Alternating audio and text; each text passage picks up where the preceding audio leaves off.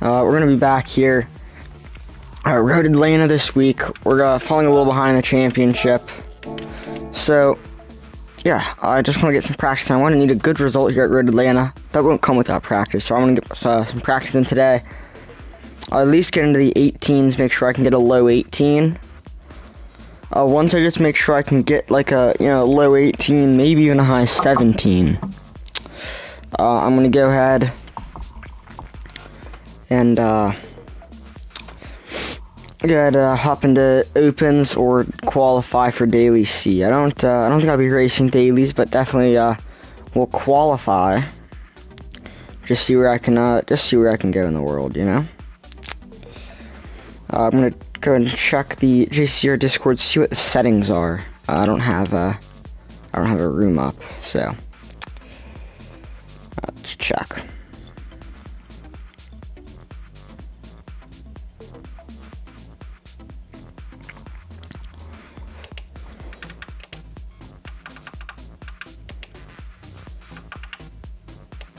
Nope. Why? Okay. JCCR League practice.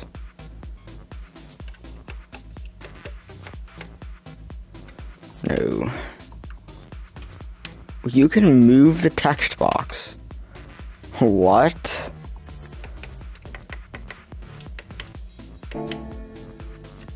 Whoops. I need to do this on my controller. I cannot type on the wheel. JCCR League practice. Alright, we're gonna have, oh god, what track? What's it called? Is it Michigan Roadway? Michelin Raceway. It's an enduro race. Practice, qualifier, endurance. Friends only, 30-minute enduro. Is it preset? Yeah. S1 dry, 1x speed. Rolling start. BOP on, we'll go fastest first.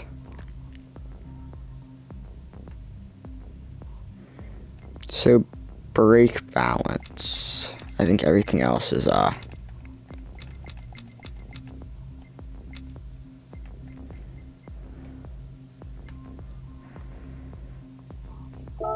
think that's it. Slipstream is weak.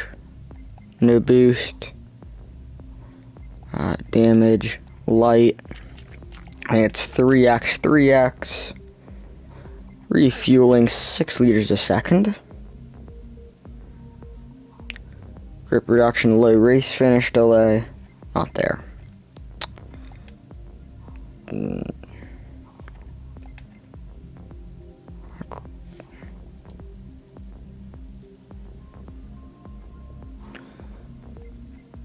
Yeah, I'm not gonna, I don't know. I'll just throw up like a 5-minute qualifier.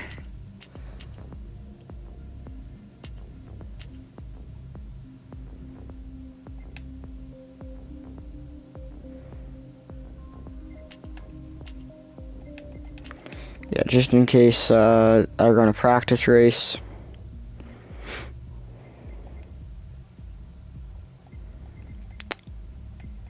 No, I'll leave Slipstream on for qualifying. I don't know if that's how it is though. Group 3, usable tires, racing. And medium and soft is required. No nitrous, no engine swap.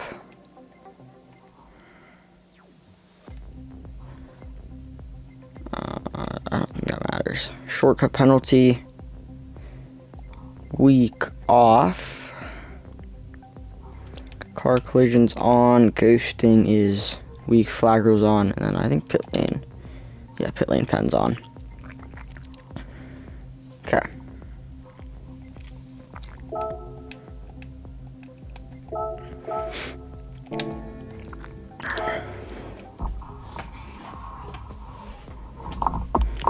Gonna let the league know that I have a practice lobby up.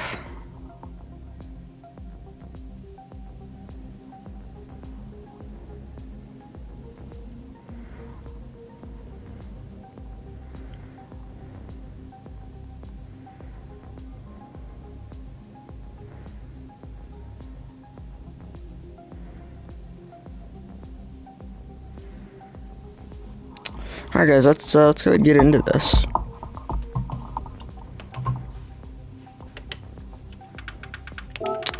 Like I said, we're gonna chase low 18s is the goal. I'll set the goal as an 18 flat. How about that? 18 flat or faster. No clue if that's doable or not. I don't remember, to be fair, but I don't know. I hope it's doable. Okay. Let's go. Let's get into this.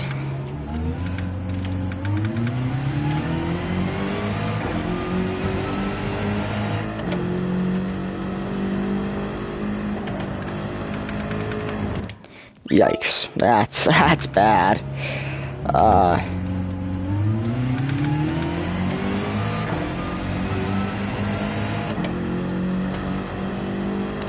Okay, I thought I did it again, but I didn't.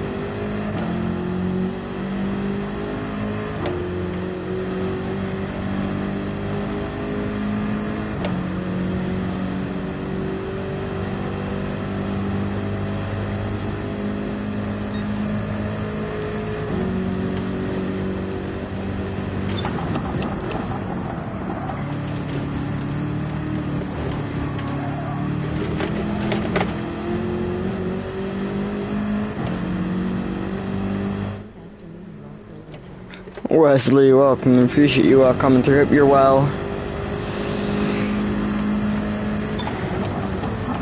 Wesley, you're going to be doing any dailies this week? Or do you like any of them?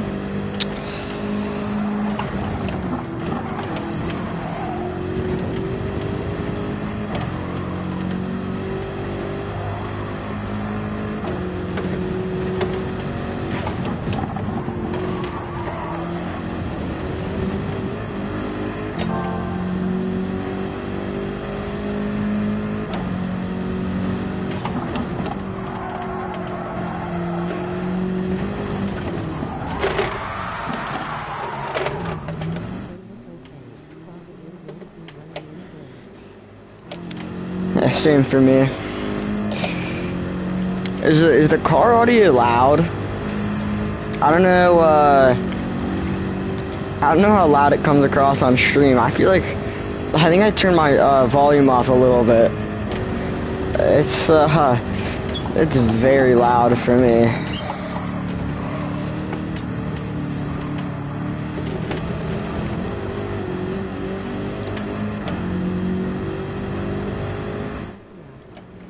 Lums, welcome in, man. How you doing? Hope you're well.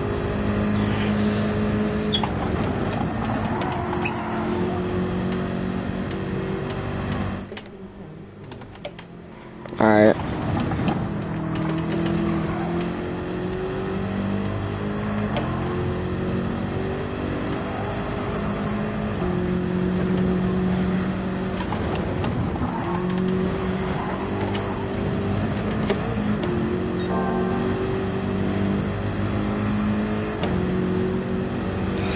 I wonder if you're supposed to shift up to 4th in that turn. Yeah, I appreciate it, Lums.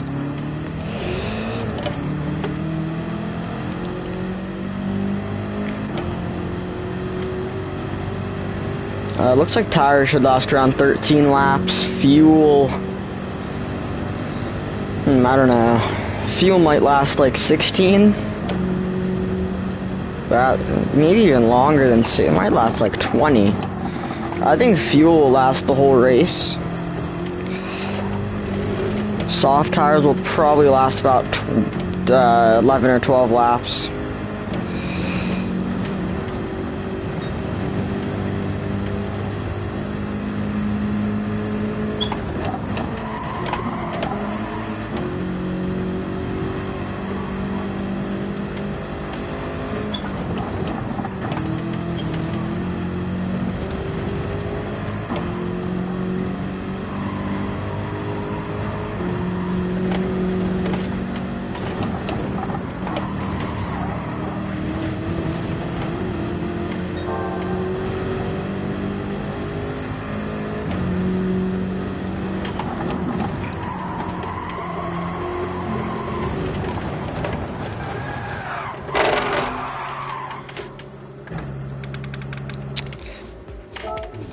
I get the brake earlier or get on the power later.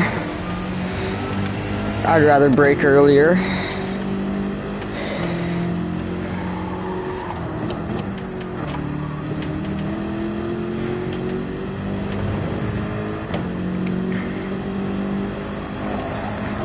Now, I'm not 100% sure. I'm pretty sure a 19.5 is extremely slow here. But I don't know what I'm doing to lose like almost a second of time.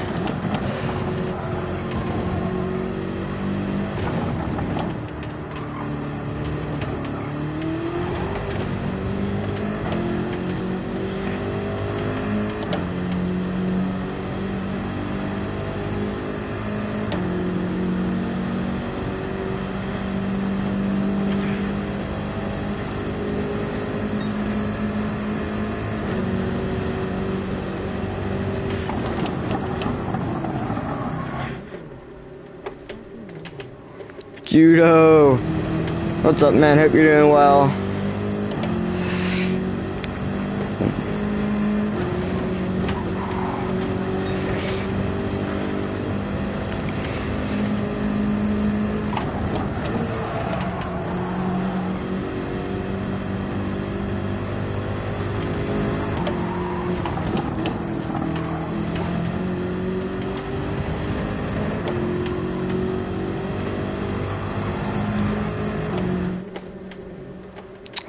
No.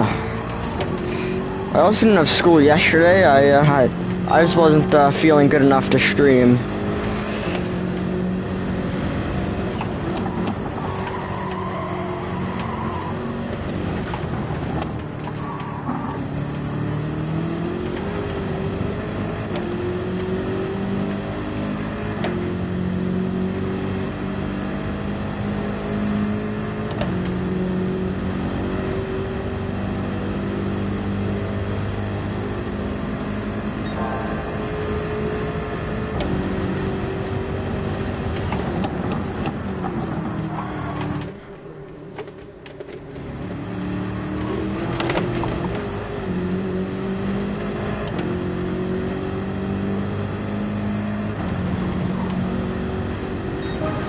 Okay, so yeah, I'm getting there, Judah. Should be probably. I'm hoping I'm fully back by tomorrow. I do have school though.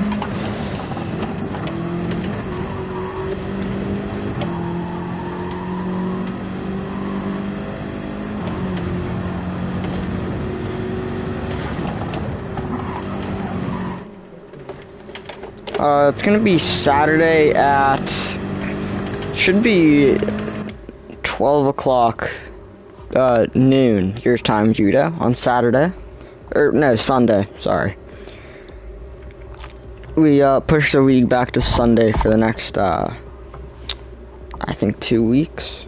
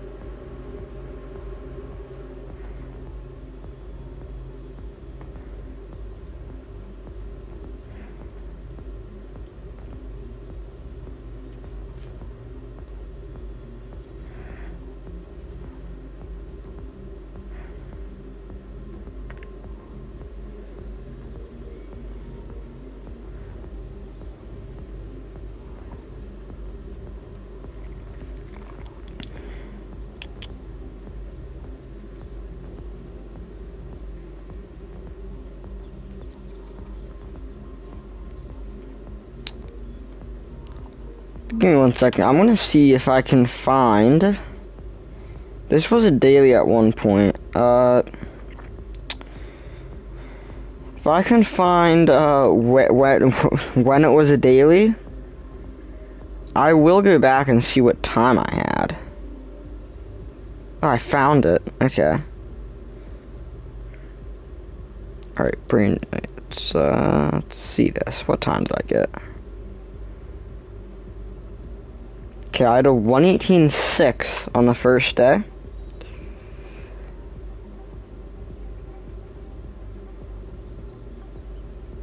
See, did I improve my time? 118.5. I think I did pretty good this week. A top 500 grind? What? Okay, that's spa.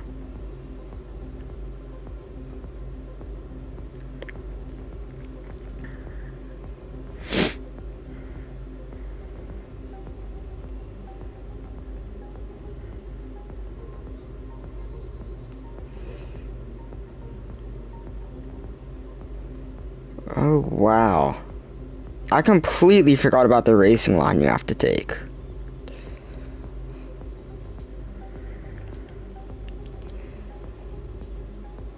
Alright, I'm actually gonna need to see this racing line.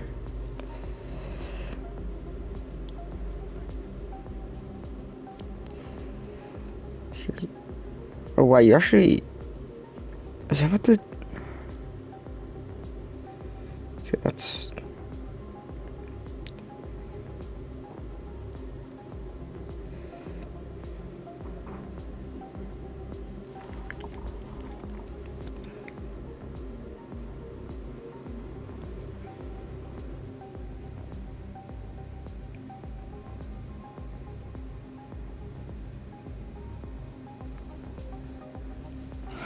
Okay.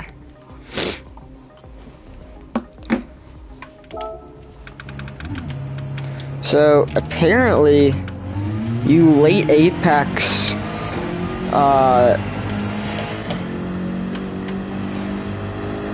so I want to late apex this. I want to turn in like after that curb, and then the left-hander going into that final chicane. You want to late apex that. I thought you wanted to dive onto the apex, but you want to late apex that. So apparently you don't attack the apex. I don't know if you attack the second apex, but you don't attack the first.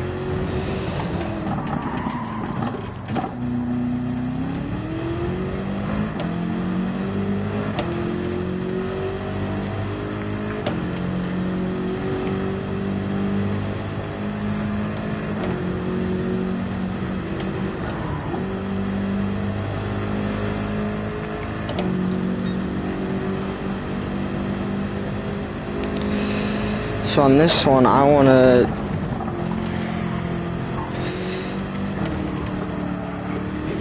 Okay, that makes sense. That seems a lot faster than attacking the apex.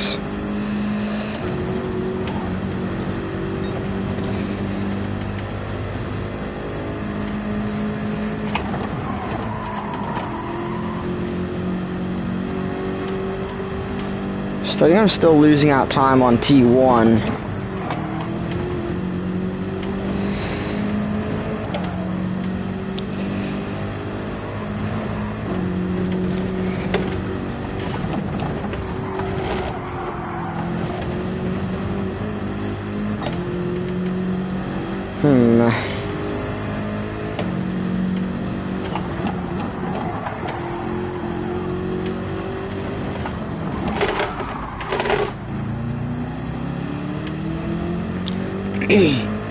Just clip the grass.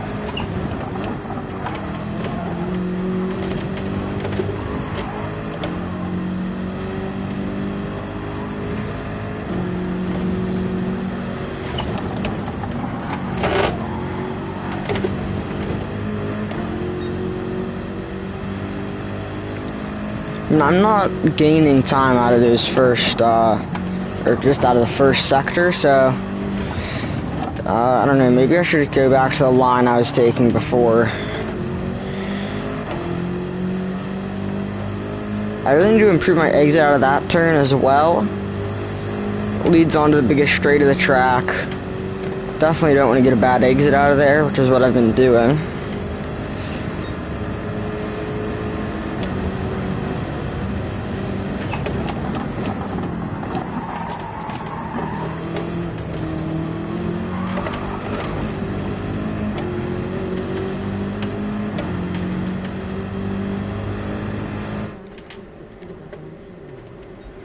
Okay, I felt I was going slow there, but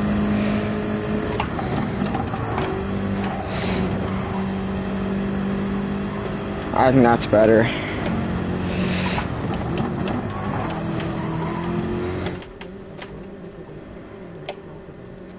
Alright.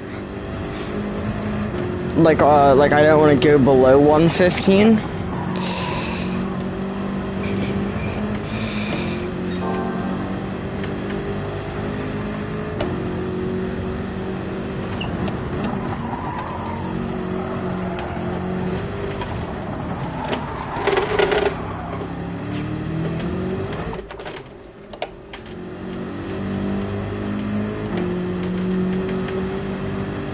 I had a feeling I was over it. So I feel like I could still push more in T1. That still didn't feel.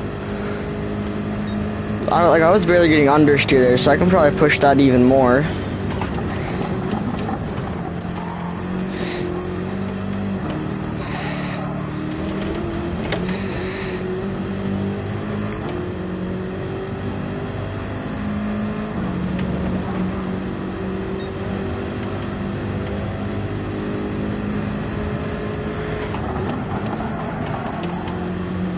Okay, so I definitely brake too much on that one.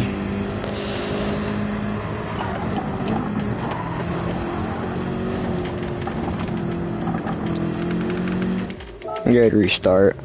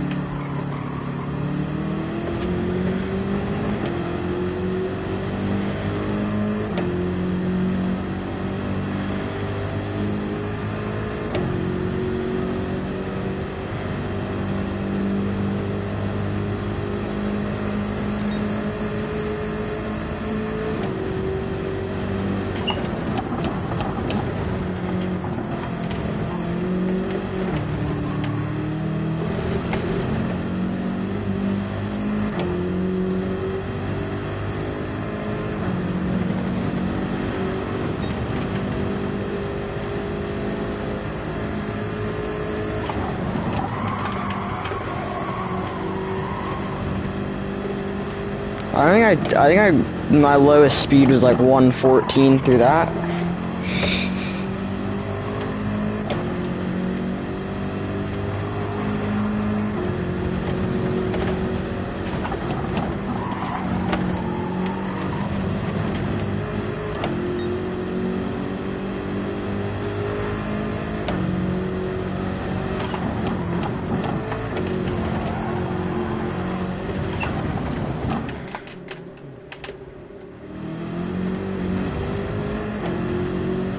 Felt fast, but it still wasn't purple sector 1. I didn't have a very good T2, so that could have caused it. I'm not sure.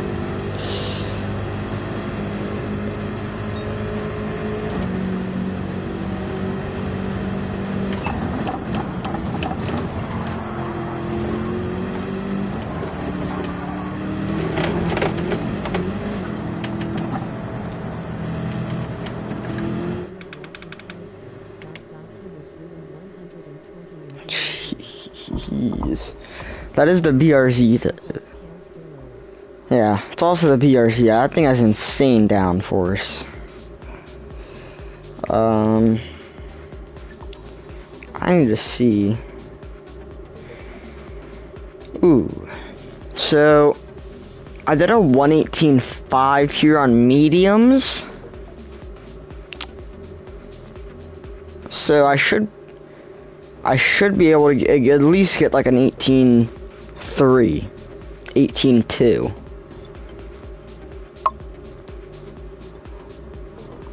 Keep in mind that's over like 3 days of just straight practice at this track. So actually, I can see that's probably like almost 6 hours. Let's find out.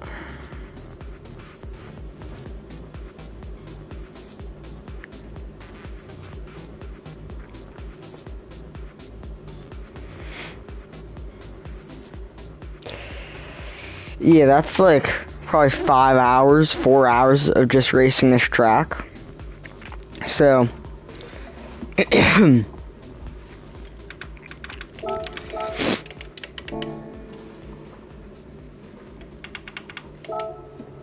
don't think like averaging like 18.7 is probably, that's not bad, but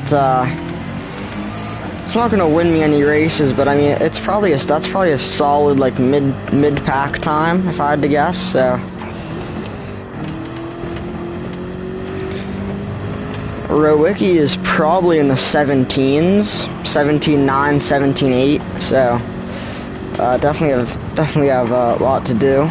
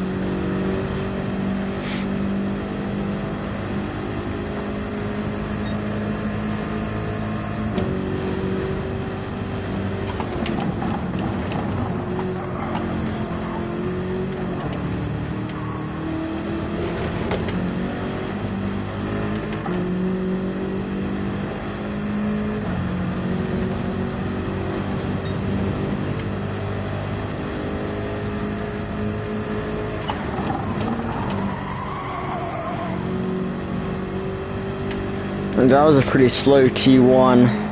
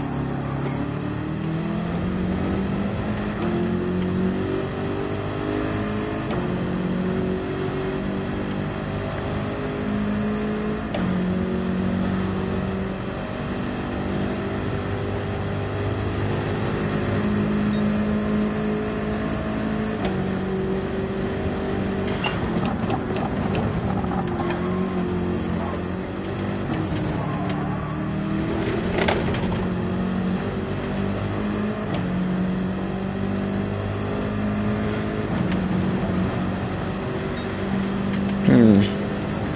18.6. Guess it wasn't the worst time, but I could definitely got room to improve.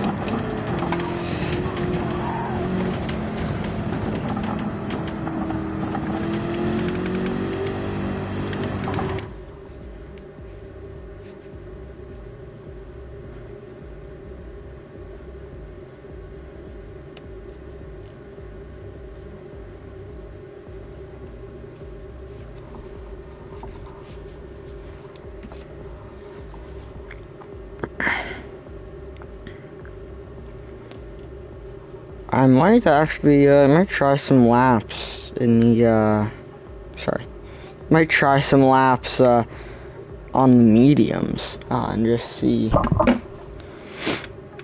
how off those times are. 'Cause I'm pretty sure softs and mediums are pretty similar on pace here. I guess I can find out. I think the line on the track, where... Let's see where that is. Which one? That one? This one? Where is it? This one? I brake at the, well, I try to brake at the end of the curbs on the left. You're saying so you want to lift, well, like here and then brake there, okay.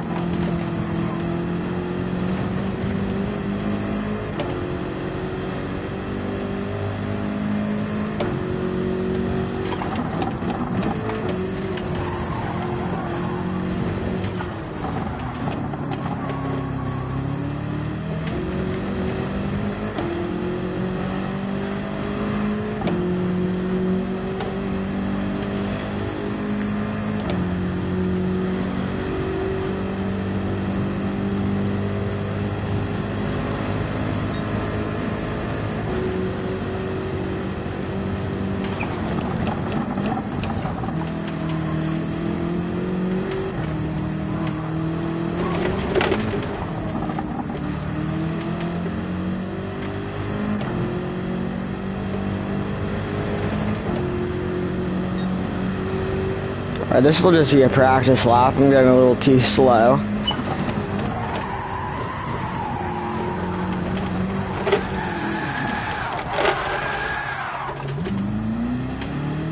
Okay, not too sure how I was going slower and I still messed up.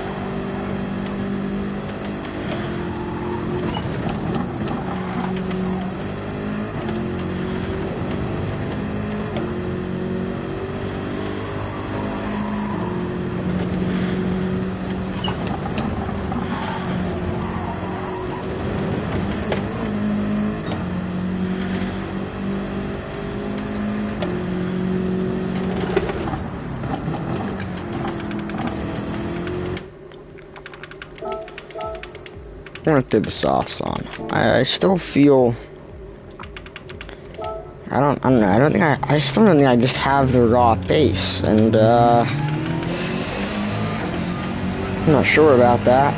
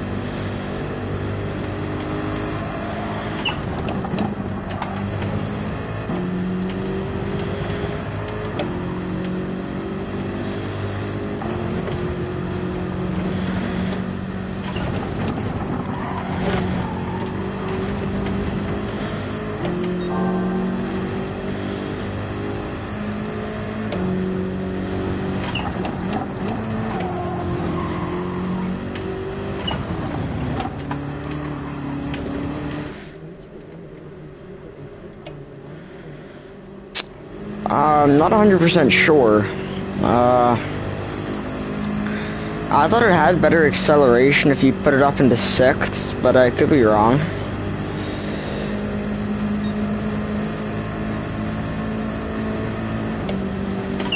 I don't know, that climbs really high. I'm not sure if it will or not, but I mean I don't know what it tops out at. I mean, 157 has to be close to reaching the limit, though.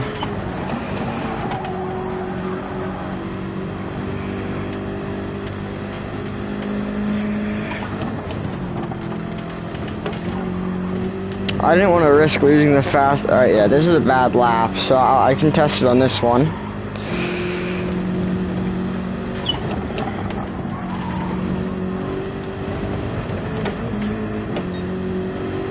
I just didn't want to risk losing the fastest lap on the last one, so I can try it on this one.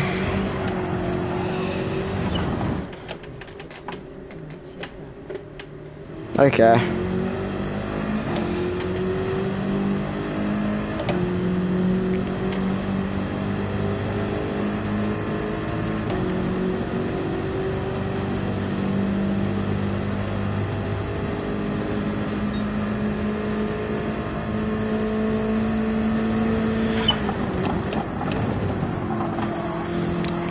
And that, yeah, I don't know what the limit is, but it did not hit the limit. I imagine it's close though.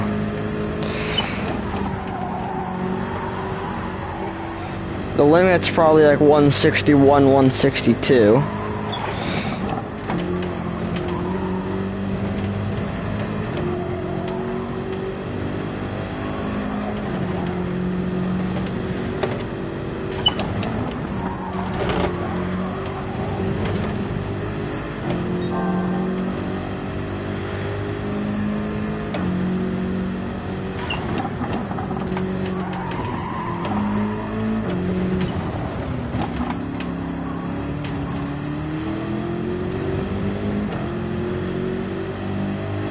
Oh, it was such a bad second sector. I was down, what, damn near to 2/10 in the first? I think I just lost it all. That sucks, man. Yeah, lost all 2/10.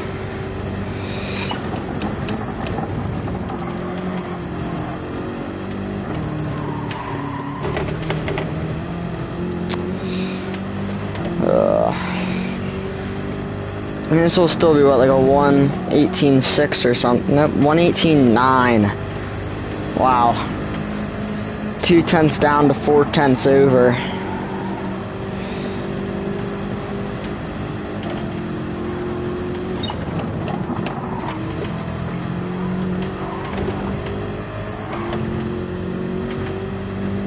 Yeah, this won't be it.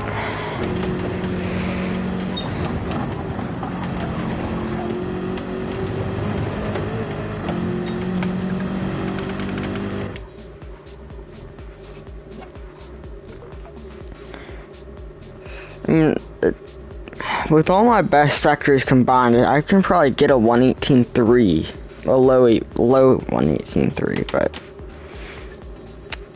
I don't have the consistency to put it all in one lap. I don't know.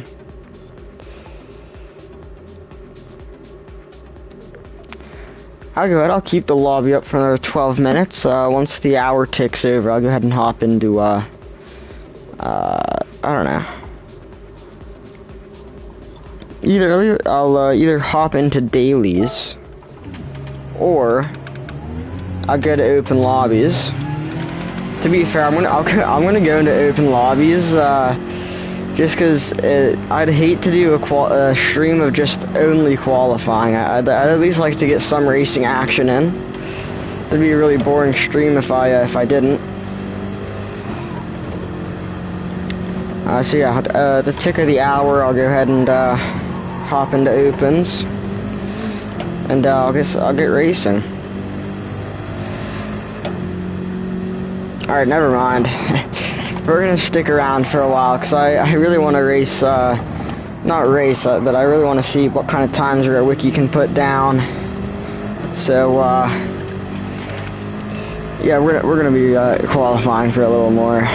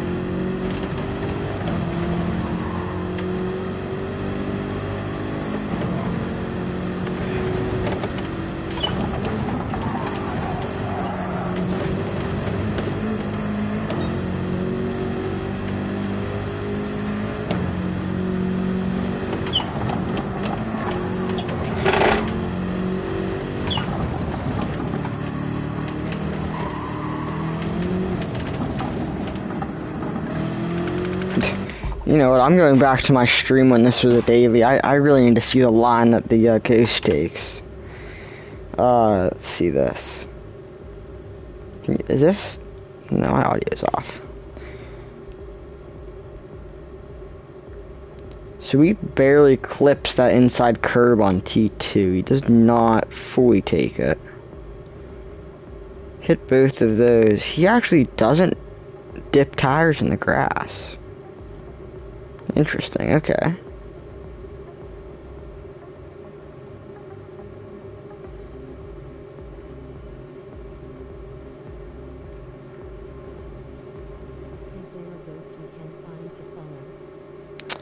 I don't think I can download a ghost into an open lobby, that's the thing.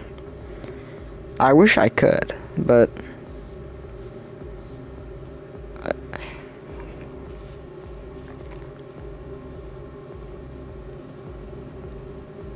I'm genuinely so confused. So, when I did this as a daily, I was 0.2 slower in the first sector than what I am right now, but I matched my lap time, so... Can you? How? I didn't think there was a way. I don't see a way. No, I don't think you can. But somewhere I am 0.2 quicker. I think it's in the final sector. Actually, no, it's probably realistically probably is in the second sector, not the last sector.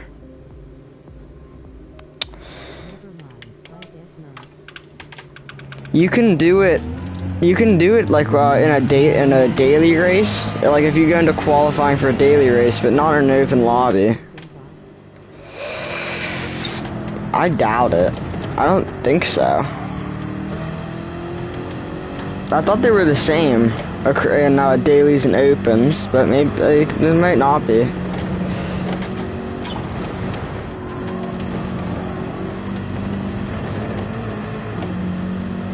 I mean, the thing is, I was on a different tire compound, so I probably just had a different strength.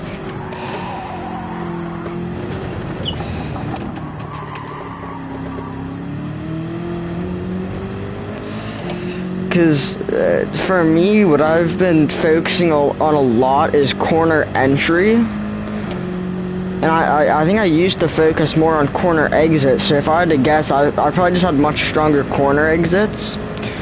And this track has a few big straights, that probably just gave me a little bit of extra time. Or I guess took off a little bit of time, however you want to phrase that, but if I took a guess, that's probably where the time is coming from, is on the exits of these turns.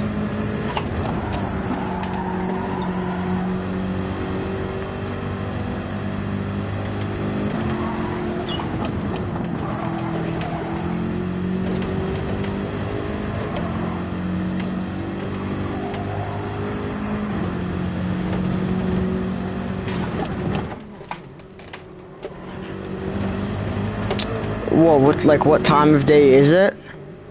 Oh, yeah. I have no clue.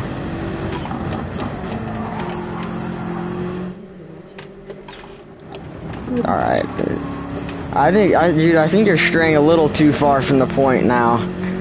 I don't think that much matters. I actually have tailwind right now. Going out of the final turn on the long straight, I have tailwind, so I should be faster.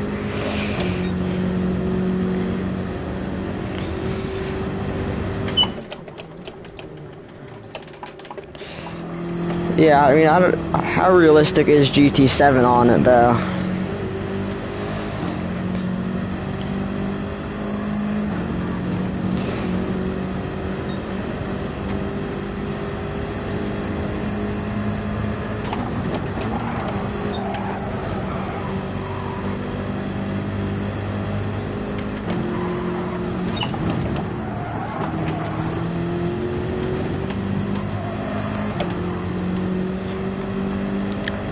I honestly wonder if I'm holding the brakes for too long.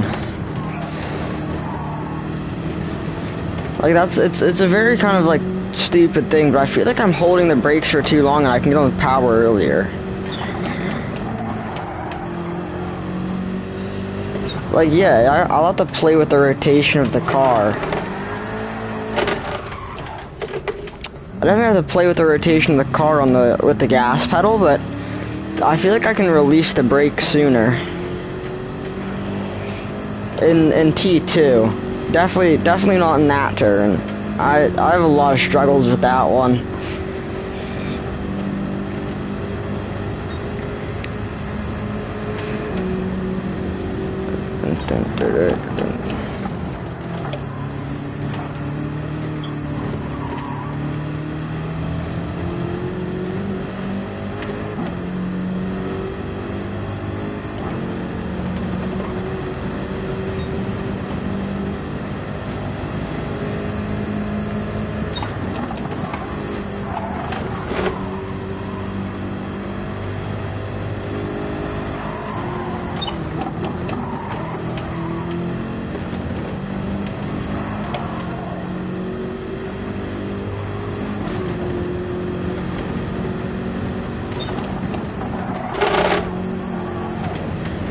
Oh, I think that's track limits.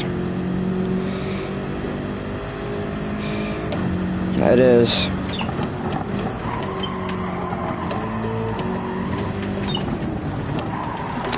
Like, I still don't know how to take this turn. Like, I feel like I'm losing so much time from this one turn.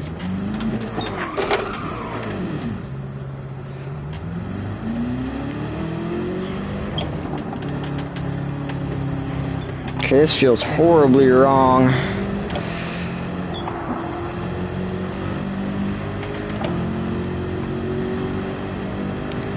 I'm gonna go ahead and just retake this turn. Yeah. Whoopsie, hit the wall. For which turn? The one I was just talking about? The one that leads onto the long straight? Kind of just off instinct. I don't have a breaking point. No, I probably should get a breaking point for it. You think? Hey, no worries, Lums. Appreciate you coming through. Out in second? I actually need to find a breaking point. Like... Ooh. What about this? Like that tarmac line.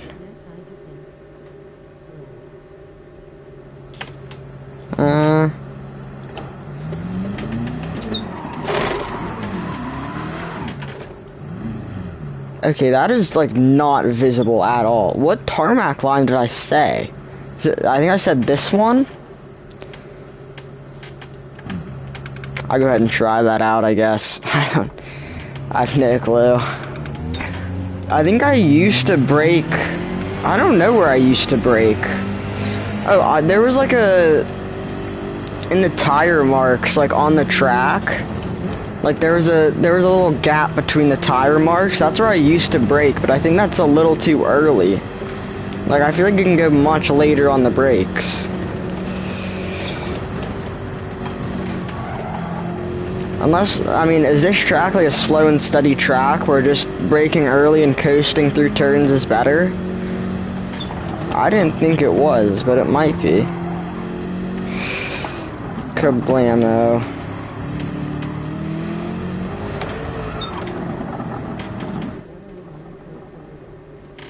What? Now you're gonna make me go check. Where does it curve?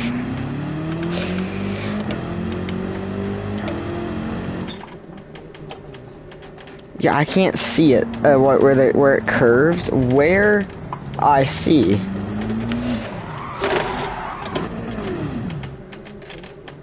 Ricky Rez, welcome in. Appreciate you coming through. Hope you're doing well.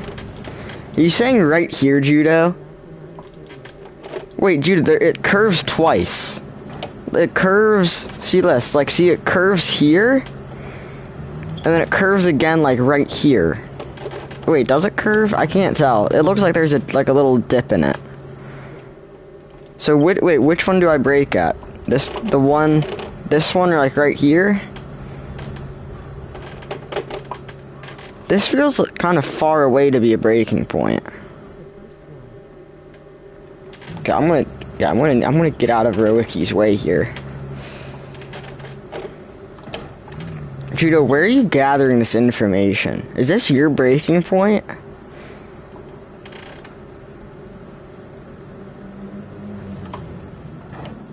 I don't know, I think he broke there, or like around there.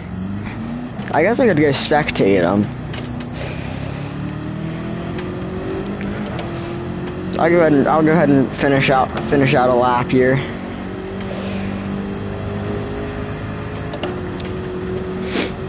I really need to see whatever time Rowicki sets is the time that I need to get to.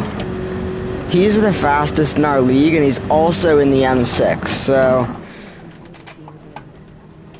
Judo, how long do I stay in first? Like, is it just a quick blip down, or do I stay in till the apex?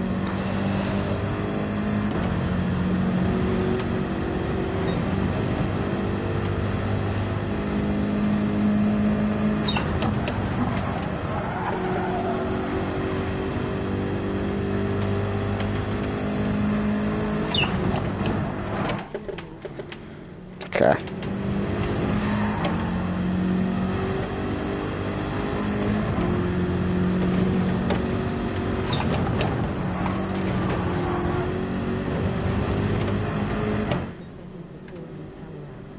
Right, okay.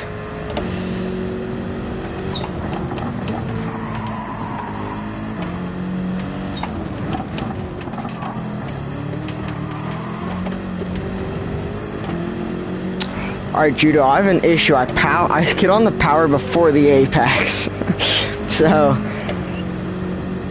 okay, Judo, I have a bigger issue. So, for me, I'm pretty much on the power through the whole turn. So, what do I do in that situation?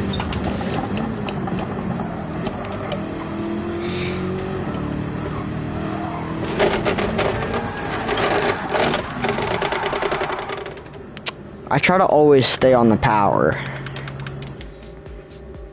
So I don't know if I can go down to first.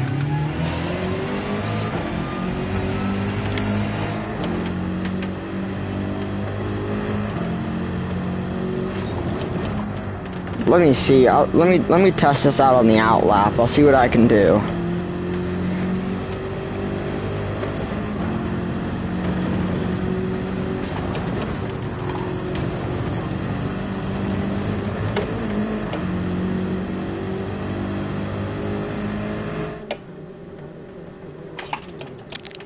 That's no fun.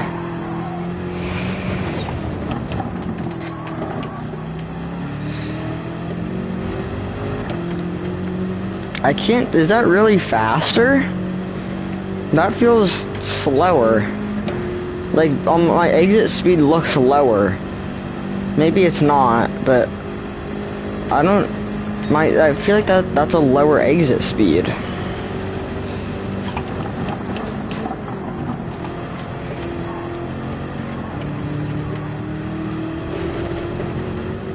I'll test it out on this lap.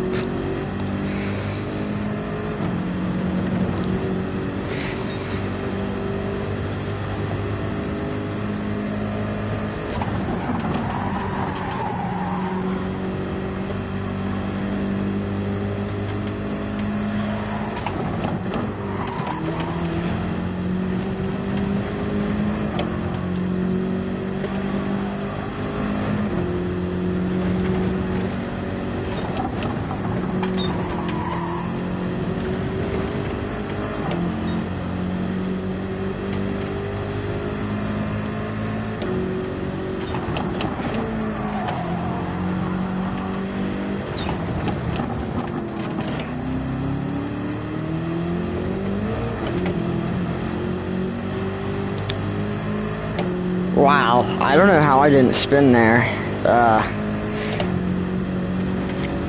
That's actually really surprising. I was half off the track and I still had full grip. Not any faster though.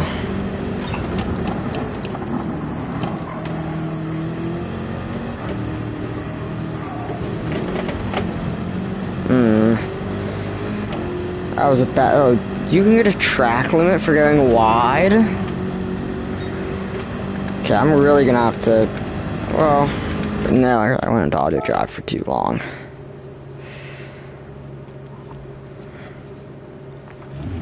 So he's already at a 118. Well, he had practiced yesterday, but 118.9 first lap. I can't compete against that.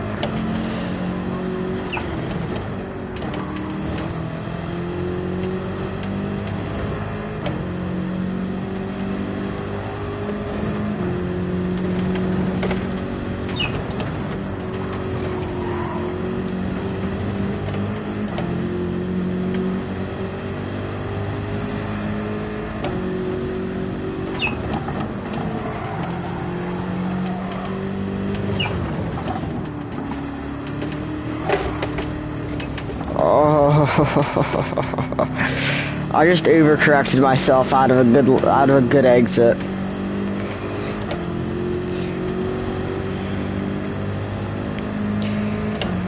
Wow, what a bad mistake that was.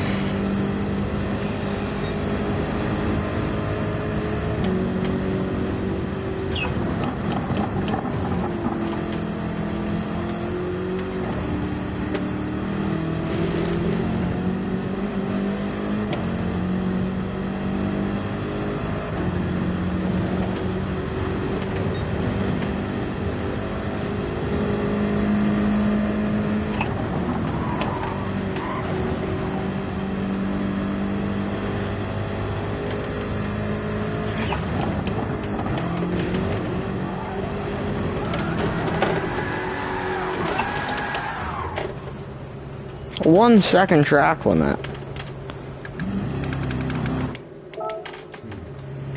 Oh, he already set a faster lap than me. That's great.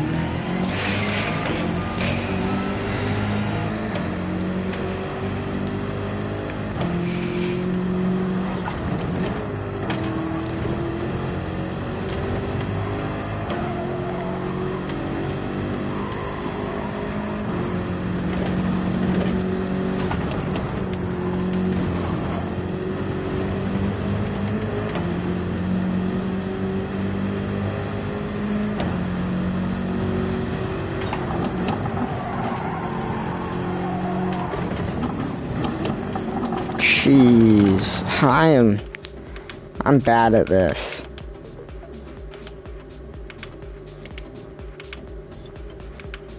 Yeah, he invited me to a party, I think.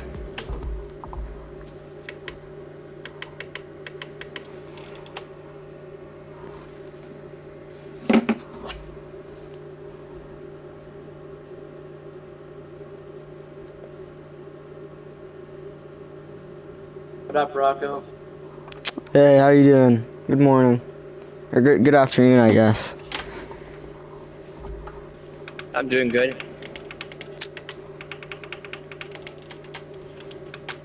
118.2?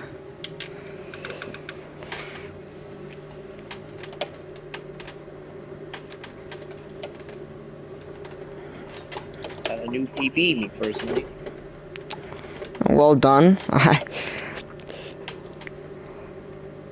You're only 3/10 off, though.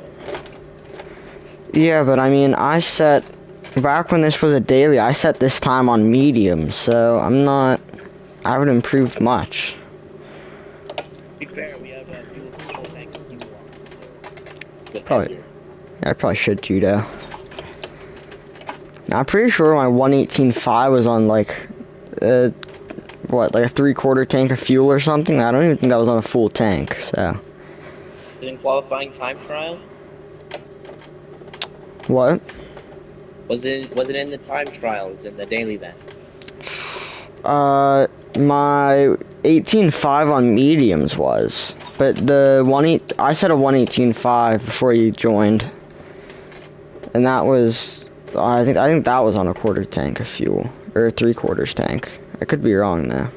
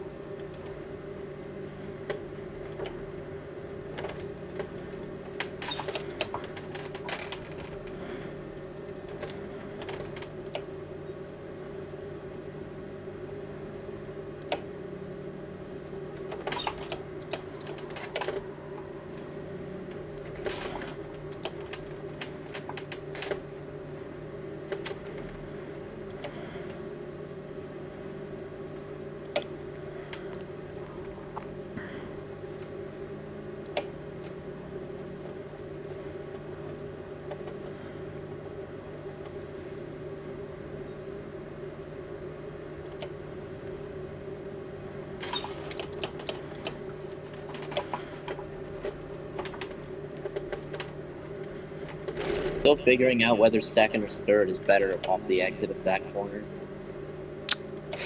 Oh, which one? That final chicane? Yeah, off the exit. If I remember correctly, when this was a daily, I'm pretty sure the fastest in the world was in second, but I spin out way too much when I use second on that. Oftentimes when I watch top replays, they're often the higher gears. Are they? But I feel more comfortable in the lower gears. Yeah, that's not. I always gear up in this car. That's probably an issue for me, but. I gear up, but depending on the corner. Of course, I just bog down if I'm in the higher. Yeah. This one I gear up.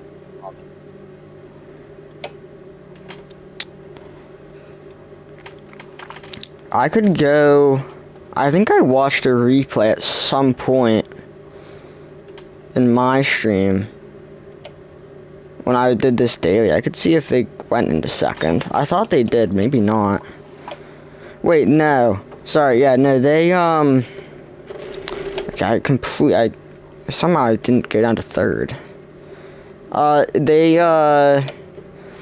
They were in second, they shifted up to third on the apex, that's what they did. Cause I remember trying to do that, when I was racing.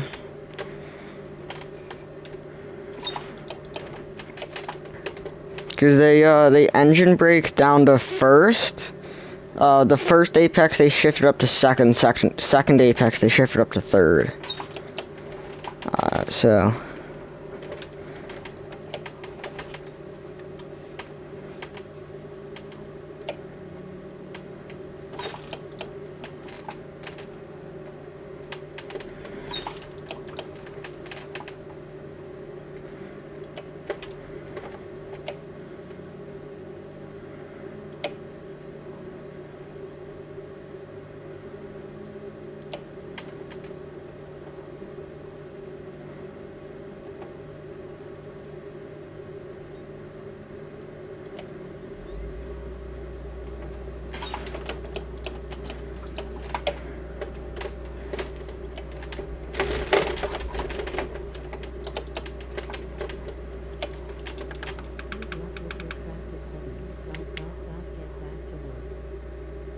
Hey, no worries, Judah.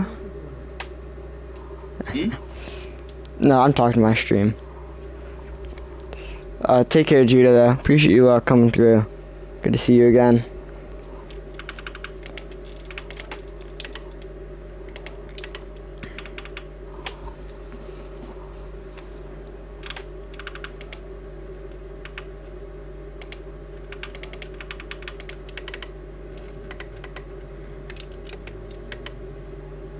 How do you... What is the switch camera? Okay. It's square on V11. Yeah, I was... It's just because you were in the pit, it didn't change. Okay.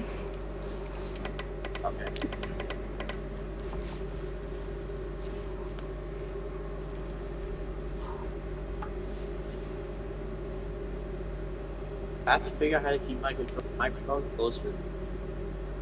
I'm driving, I have to put it off beside my wheel. Mm-hmm. My mouth's a bit far away from the mic. When I talk, it just doesn't get picked up. Oh, yeah. What kind of rig do you have? Do you have, like, a play seat or something? Nothing in that area. Yeah, for me, I just have a side table that I put my mic on. I mean, my mic's on a boom arm, so I can kind of just move it to wherever, but...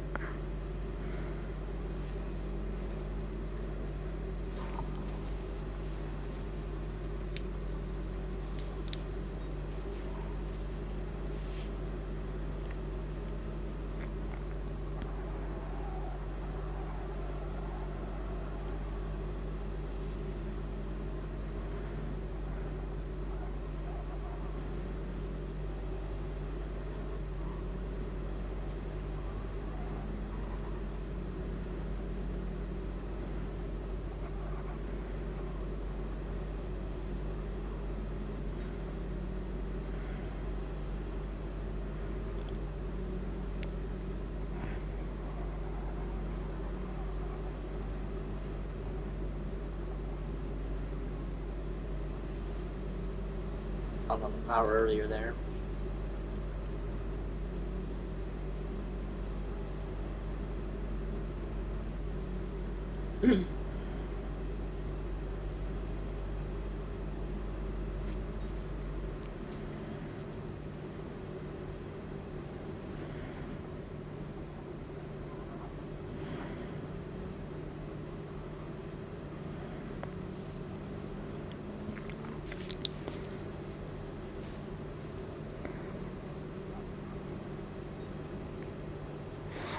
I mean, that's what I try to do, but I just, it doesn't work out like that. I don't... What? Like, pretty much, like, all your, braking points in line on your last lap is, like, pretty much, that's, like, what I aim for, but I just never get them right. Or I do something wrong with rotation, I'm not sure, but... It might be something to do with trail braking. Probably is.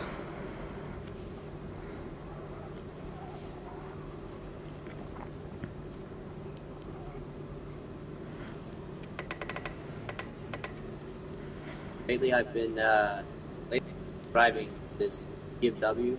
I've had it in other cars, but I've felt it in the BMW the most. I feel this subconscious trail braking feel.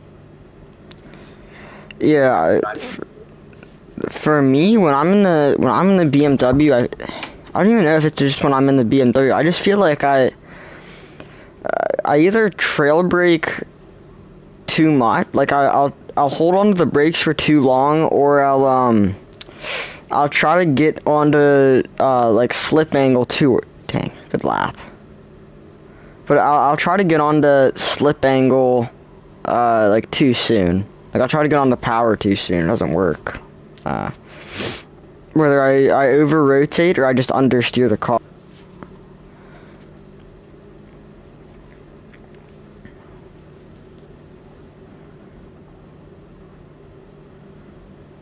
I was watching some of your laps. It's like more understeer than open. Yeah, I I've noticed I've started understeering the BMW more. I mainly chose it for its oversteer, but I think I've started over pushing it and it's understeering now. Yeah, probably.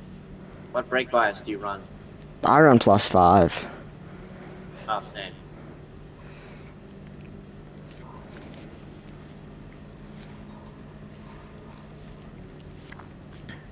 I honestly just run +5 for any and every rotation. Just works for me. Yeah, same. I know people change it depending on like stuff, but ooh. You know, I like it if it's not on +5, I don't know. Even when it's on +5, some cars just don't rotate enough for me. I don't know. I guess I like rotation too much, but some cars I just can't drive because they don't rotate enough.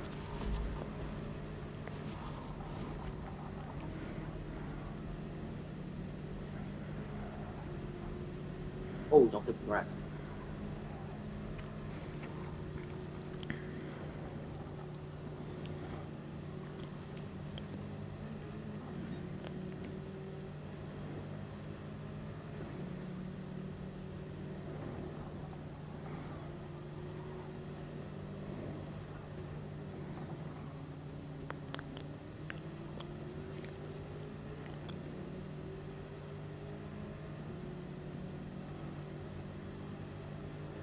Probably one more lap, but I think my front lap is not optimal anymore.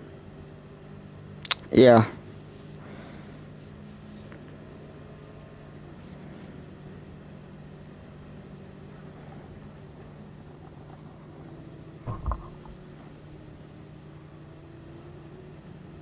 Oh, not again. See, like I would have spun out there. I wouldn't have been able to keep that straight.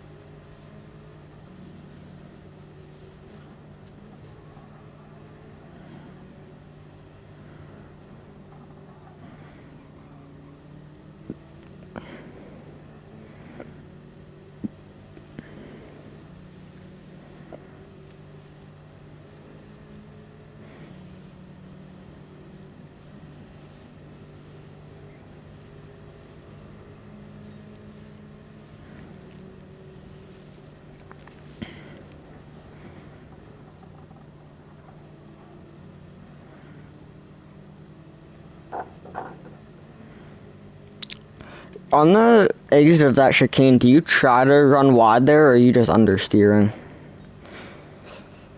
Sometimes I make it on the right line, and sometimes I just go wide.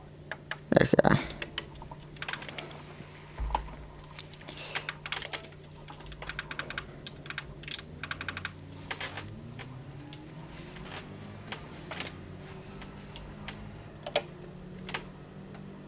Race blind.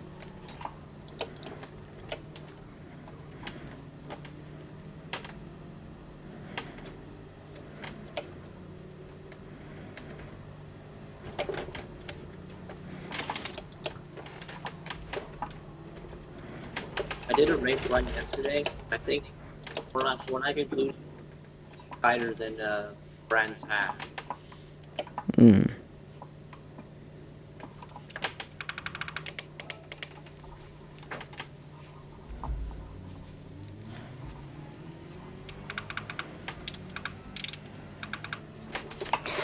I just cut the exit.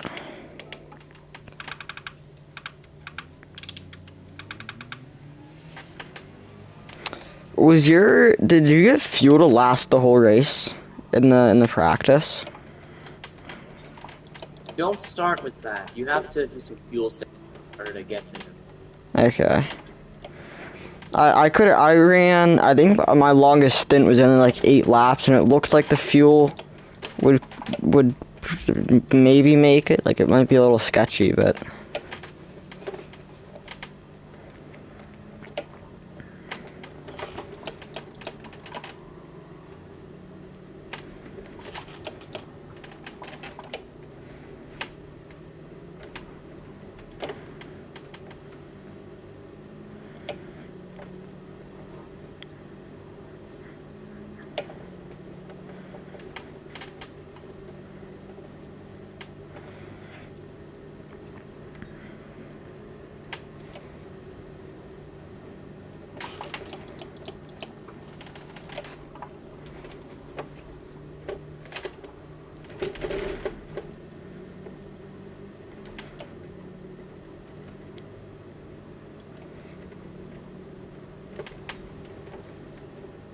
I also calculated how long the soft tires would last. I managed 12 laps out of them.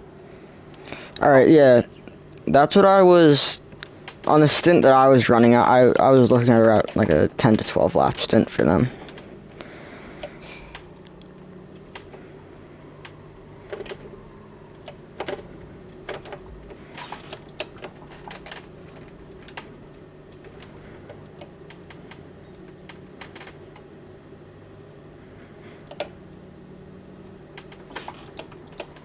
In terms of laps, us pros are going 22 and 23 laps. Okay. Makes sense.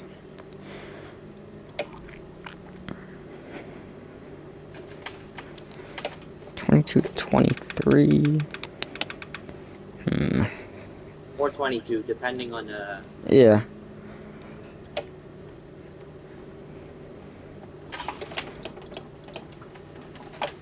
So, I mean, pitch strategy is pretty much like the same as brands then?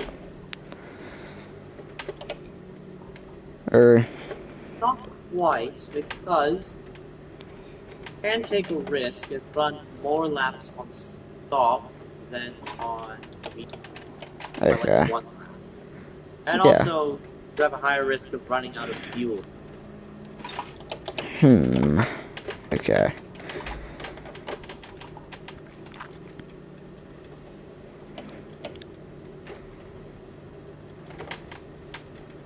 The basis of it sounds pretty similar. In actuality, there's quite a bit different. Yeah. I'll see what I can do. I don't know. I'm not good at tire saving anyway, so I'll probably have to pit early.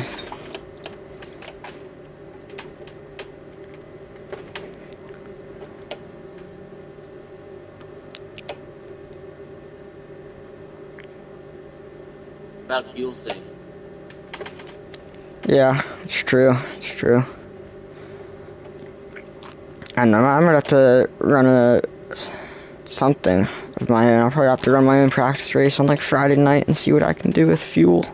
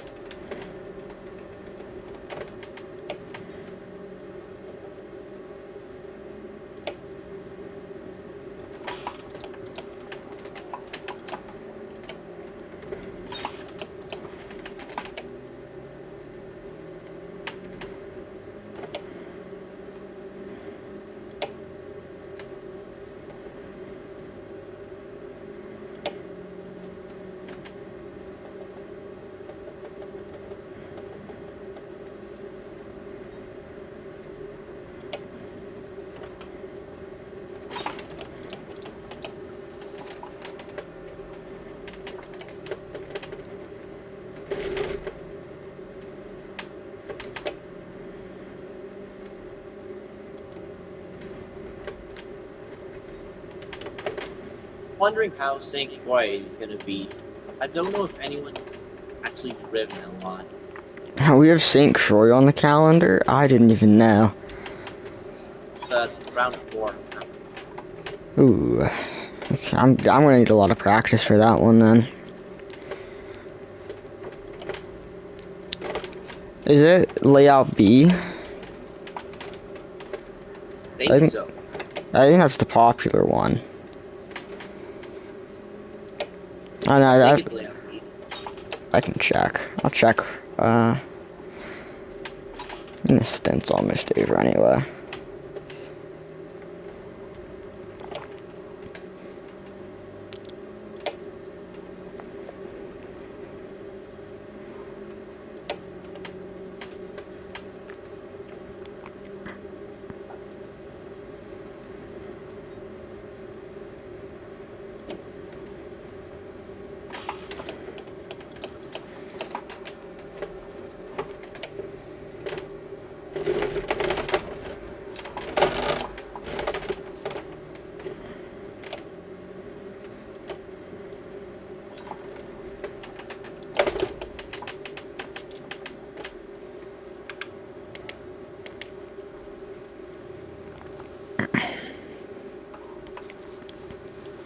Oh yeah, the pit lines. Yeah, I just went into the pit. It's a horrible pit entry. The line is blind until about half a second before you actually. Yeah. Cause you can cross over the like the dashed yellow, right? And it's not a cutting penalty. Yeah. The pit entry, you might actually be able to cut the pit entry a good bit. I felt like I crossed the line and I didn't get a 3-second. Not like the entry, but like down the hill, like the S part of the entry. I don't know what you want to call it, but I don't know. I might actually just see if I can fully cut it and see what happens. What I've seen, the dotted lines are okay, but once it turns solid, you can. Okay. That's the annoying part. The solid yellow line is blind until about half a second until you see it. Yeah, About yeah. half a second before you. And especially on like worn tires, that's probably gonna be so hard to try and cut over the track to actually get into the pits. Oh, yes. Yeah, cause that solid line starts like right after you get over the hill. Exactly.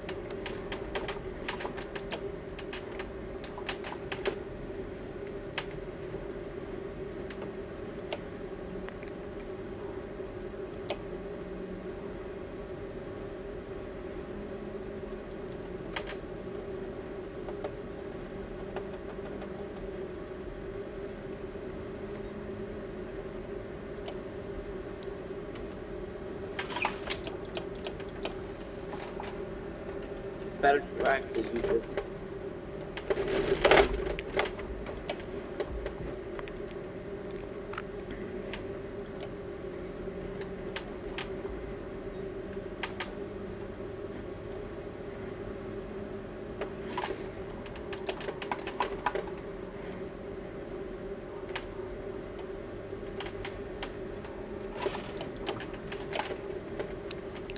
What's your like When do you get off the brakes for T1? Like, are you checking your miles an hour to know, or like, do you have a set point for like getting on and off braking? Bit of both.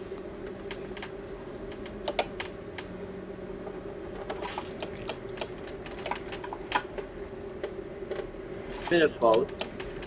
The braking part is subconscious, but for speed, I usually aim to be around 118 to 120 miles an hour mid corner. Okay.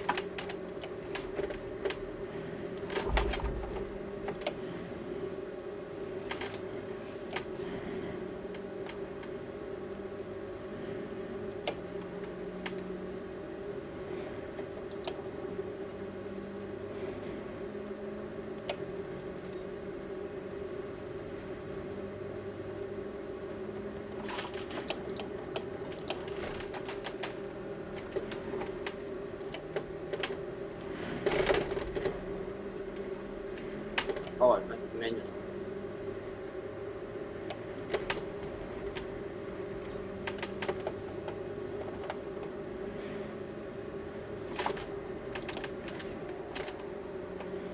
Oh dear.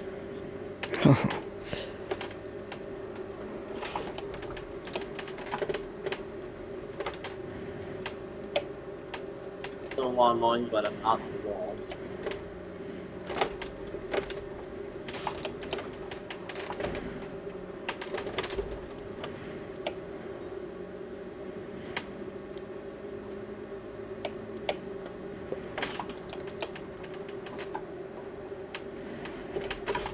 Ooh.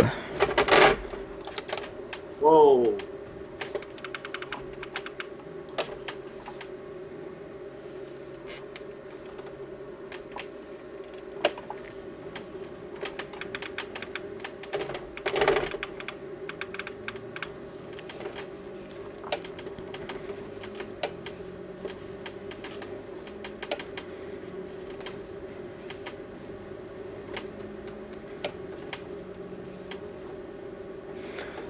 I feel like fuel might be able to last the whole race. Like, I haven't been fuel saving, and And it looks like fuel would last around 22 laps for me. I would go for 23 laps. Babe. I just carried too much speed in the pit entry, and I went over the line. I felt I took it at almost optimal speed. I cut it. I don't even know if did I get a penalty for it. I don't know if I did. Oh, I cut it less, I think, and I still got a penalty. Yeah, no, I was like in it during the dotted line, but it, like once it curved like inwards, I fully went out of the pit lane and I cut back in. Okay, yeah, I got a penalty for mine.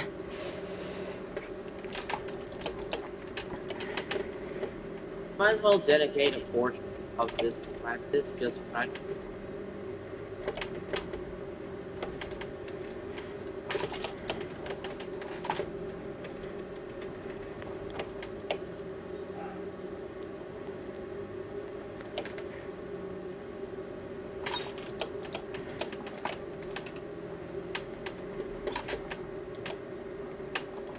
What I haven't talked about that pit lane entry either is that you have to get the braking right. Yeah. Actually get to the pit lane. Yeah, I hate it. It's like a 90-degree turn to turn into the pit lane. But that's what it is, I guess.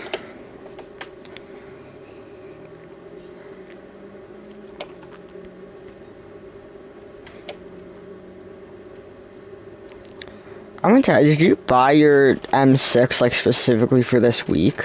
Or how do you have such a low miles on it? I bought another one for the livery film this made for me. Oh, okay.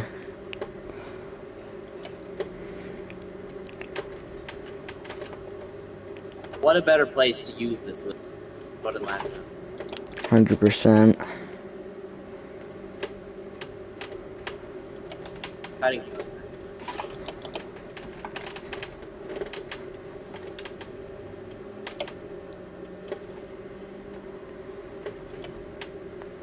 You know what I think? Me personally, Yeah. it's not a good idea to set qualifying laps on a low fuel tank, because when we get to actual qualifying, we'll be back on a full tank. Yeah, I'd agree. Hold up 1 second. Okay, I'll get out of your way.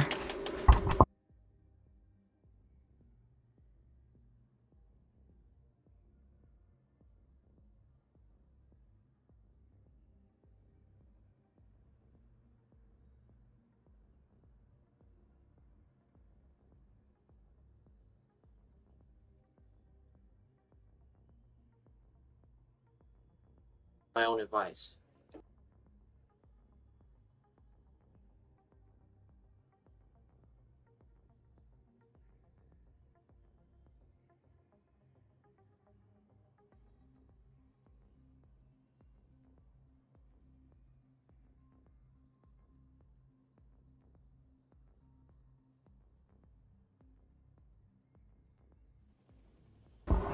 Did you say something? Oh shoot, I just realized I was gonna see how long a fuel tank lasted, but I just left. I don't. I said to myself, I was about to go on flying, like, oh, I should heed my own advice, so the qualifying on a full fuel. Oh yeah. Well, it took. I think it took me to get down to a half tank before I could even beat my current best time, and I only beat it by like 400th of a second. So.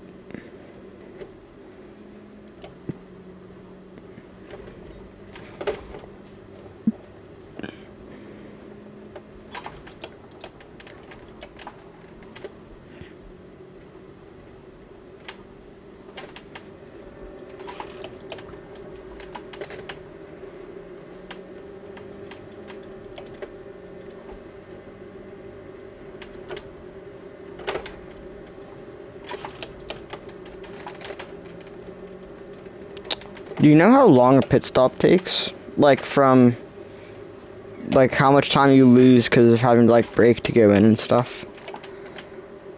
I have not calculated that, to be honest.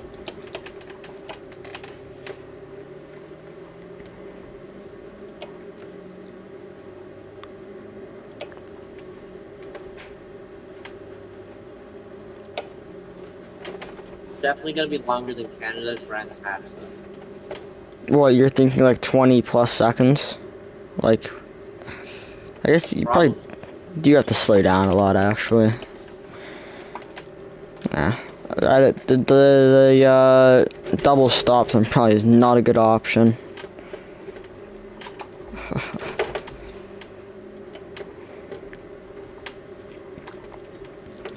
At this point in time, the only time you do a double stop is if you put on the wrong tires or forgot to change tires.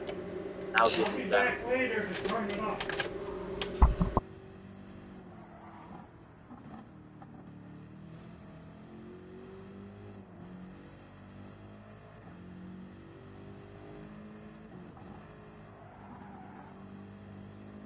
Frank forgot to fit the tires last week at Brands Hatch, and I felt for him.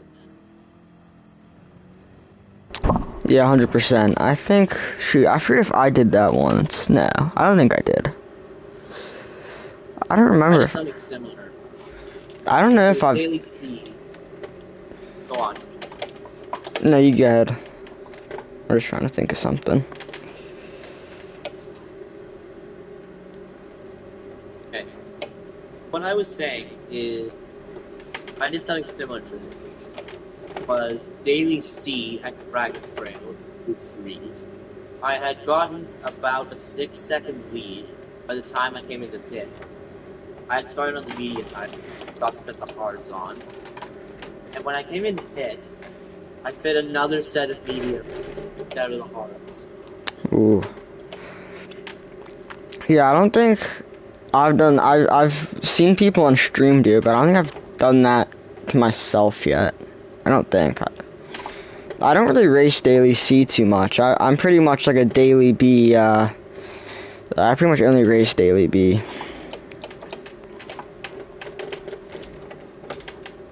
I honestly don't race dailies that much anymore, because getting to a point where it's getting very stressful.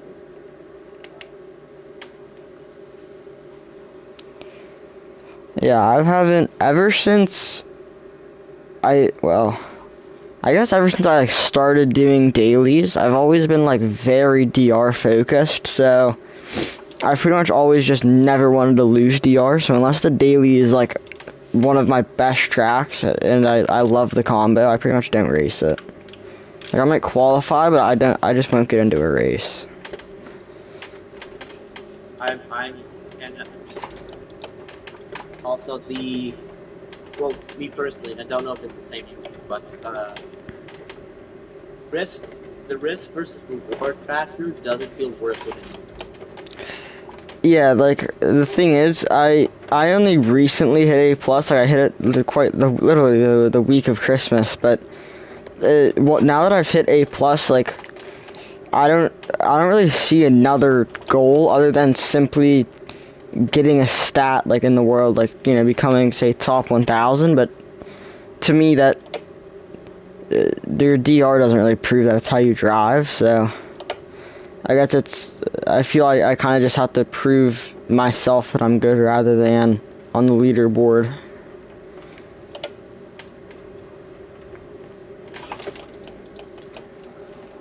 I hit A+ 3 months ago anyway, so I feel like I've done everything I can do.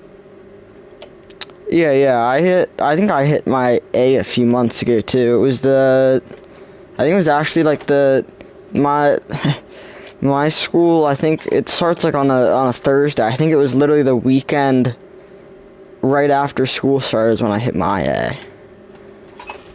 Or sorry, not the weekend after. It was like the week of my like first full week of school, I think is when I hit A. But yeah, like now that I've hit DRA+, I don't really feel I don't feel that like drawn to dailies anymore. I guess I never really have, but Especially the month of December.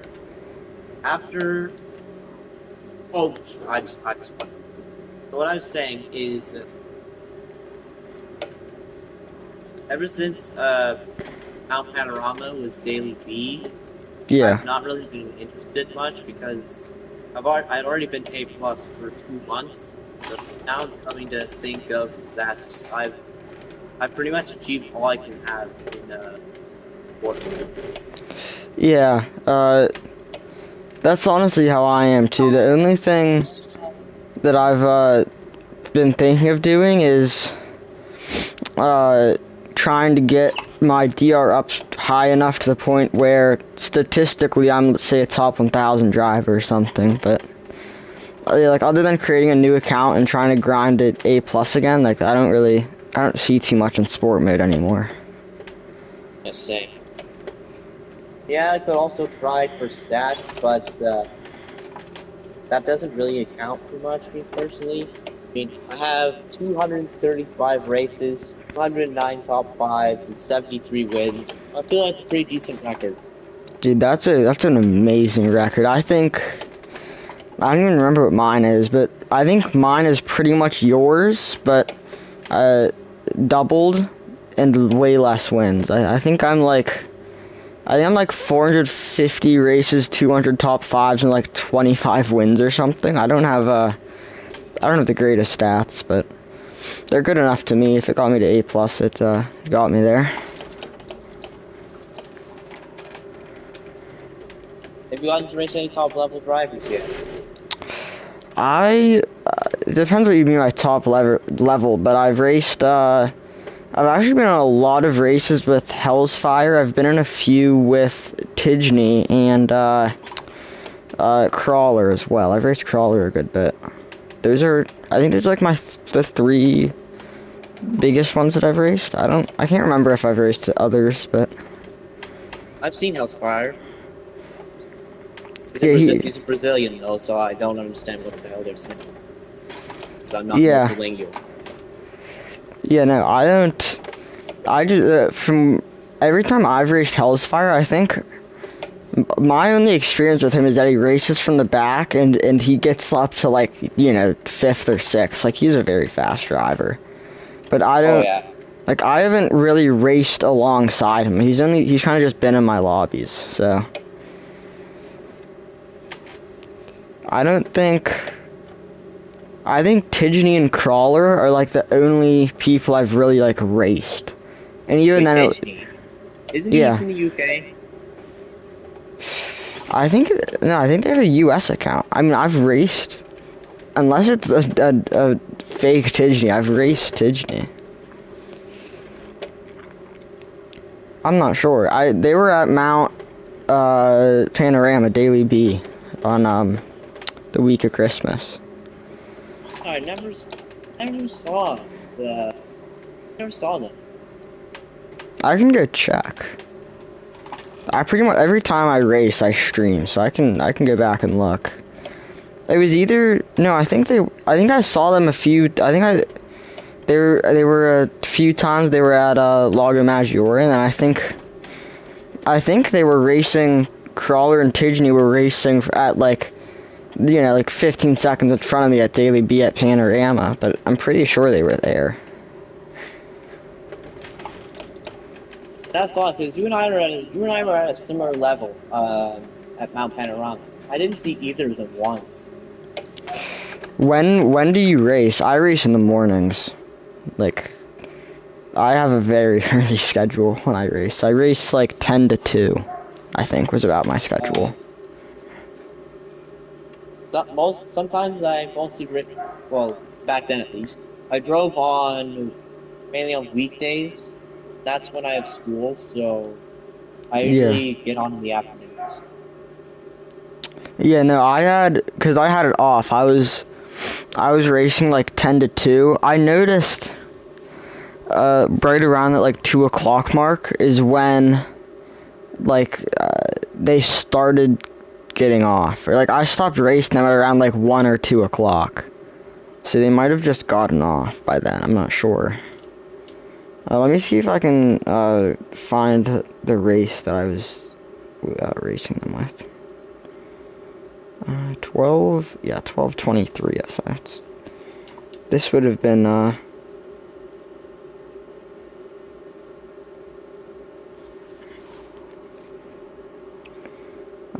remember in September when Trial Mountain Reverse was Daily B. I got matched with a top level driver. We got to race a little bit. It was fucking awesome. Whew, that's nice. Yeah, I just remembered it. Uh, Do you remember who that was? Or Immediately off the top of my head, it was a Colombian, I think. Colombian? I don't think I've. I don't know if I've raced a Colombian. Yeah, it was. Okay, I do remember I raced with Greasy Sam Scranch and a few of like his, I don't know what you want to call them, like members of the racing team. I've Raced raced with, them before. yeah, no, I'm I actually in was, their Discord server. I raced their last Lemons race this weekend. that's cool. Yeah, no, I was with either Greasy Sam Scranch or one of the Greasy members for pretty much like every single one of my races at Mount Panorama. And I think in at the very start, like I was E30 Greasy E30 M3. I worked with him for a lot of races, and then I set a better qualifying time, and I started to not see him as much. Like he started being farther down, I guess, if you want to say that.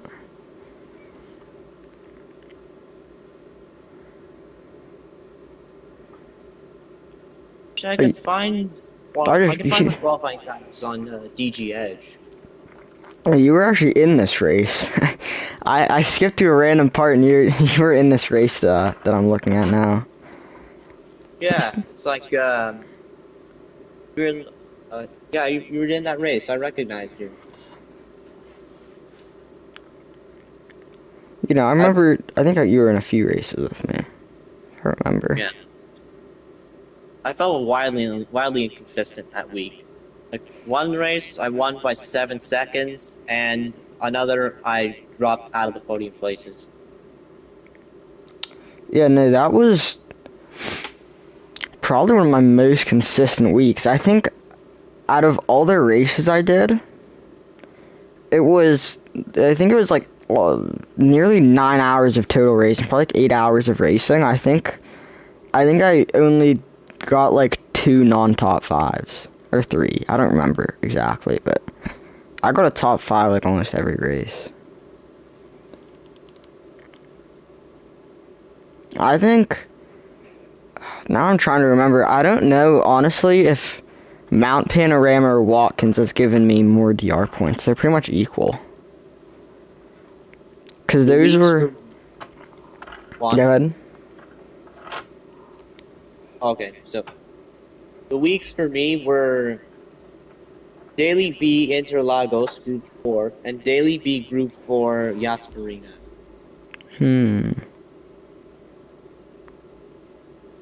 Interlagos especially. For me, I actually have to check because my first 10,000 DR points to like in A, like to go from like 30 to 40,000. I don't even remember what daily I did that on. I thought it was Watkins. It might have been the F1 cars.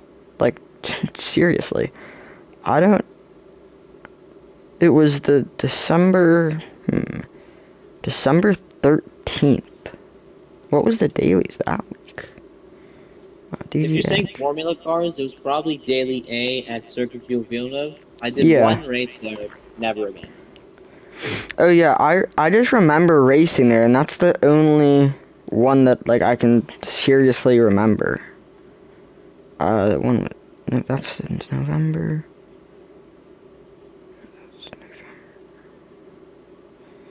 It what? Oh, those are time trials.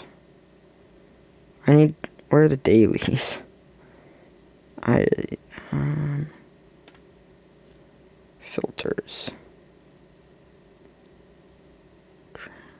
No, how do I?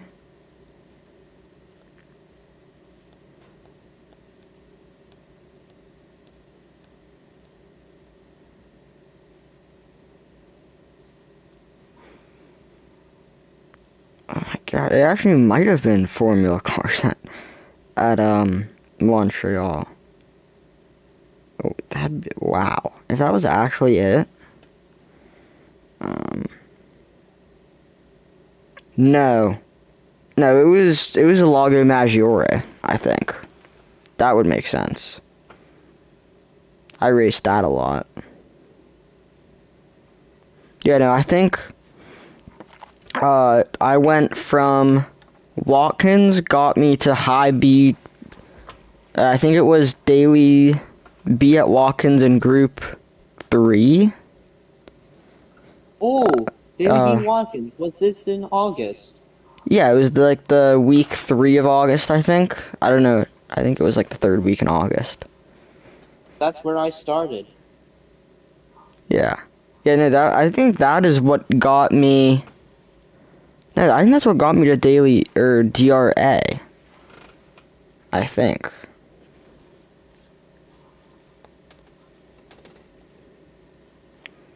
But yeah, no, daily B Watkins in group 3. I'm trying to think, was Panorama on Christmas week, was that group 4? I think it was. Yeah, it was. Yeah, I think at some point there was Panorama in group 3. That got me like halfway through B, like to upper B, and then I think Watkins group 3 is what got me to A. And then I think Watkins group 3 got me like halfway through A, and then that, or no, that was Lago. Lago Maggiore got me halfway through A. And, Panorama in group 4 sealed it, to get to A+. I'm just trying to find when because I could have sworn I raced Tidgeny at some point. I hit A, I think, at Trial Mountain Reverse when it was Daily B. And I hit A plus when Daily B was Nürburgring Sprint in Group 3. Ooh, that sounds like a good one.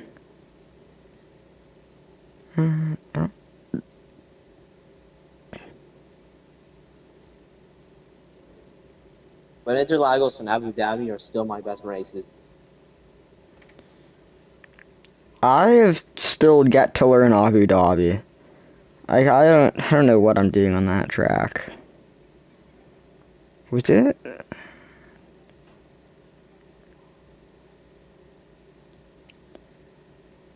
Now I'm starting to second guess if I did ever. I remember racing Crawler multiple times, but maybe I didn't race Tidgeny.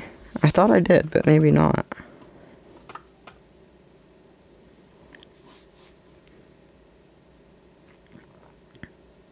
Yeah, this race had Crawler in it. Abu Dhabi? No, the Panorama.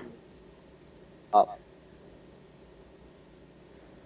I was trying to see if I can find the race because I could have sworn Tidgeny was in one of my races.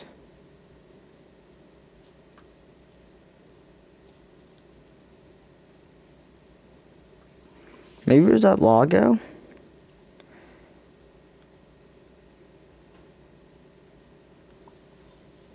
Oh, I found Gasparina. I recorded the 116th best time there, and I felt Ooh. better in the races there than at Interlagos. 116 is insane. Good stuff. I've only gotten that high in carts. I've gotten a top 200 on carts. That was on a Saturday, and I got a top 100 like Monday morning. I like I fell out of the top 100 like by noon, but I held it for 1 point.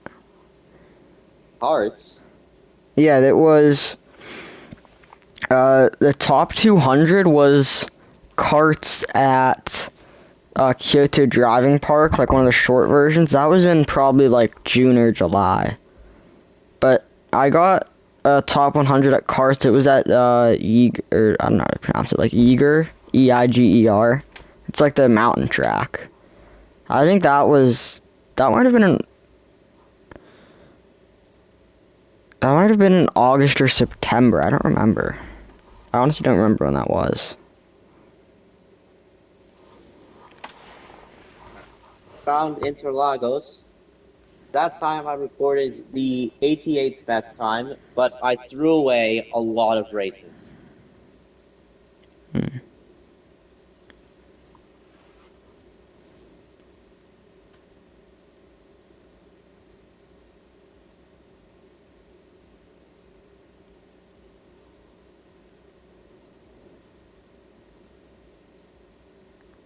Ooh, I have Papa's House of Games in this race.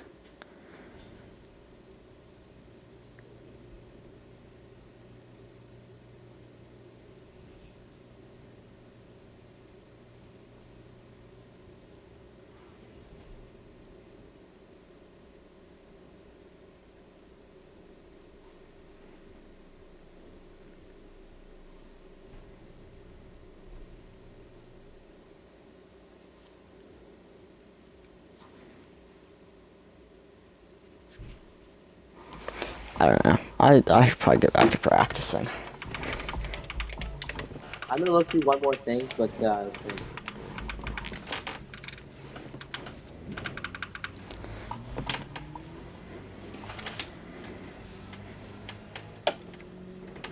don't know. I might have to look through like the transcript. I could have sworn I raced Disney at some point, but I don't know. I don't remember things too well.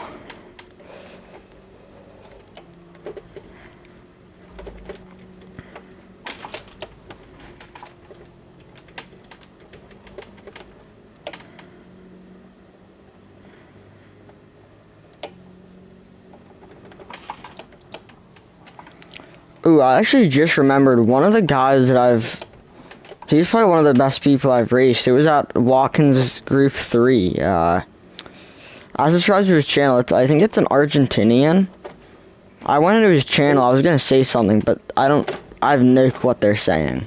Cause he's speaking a different language, and so is his chat, so.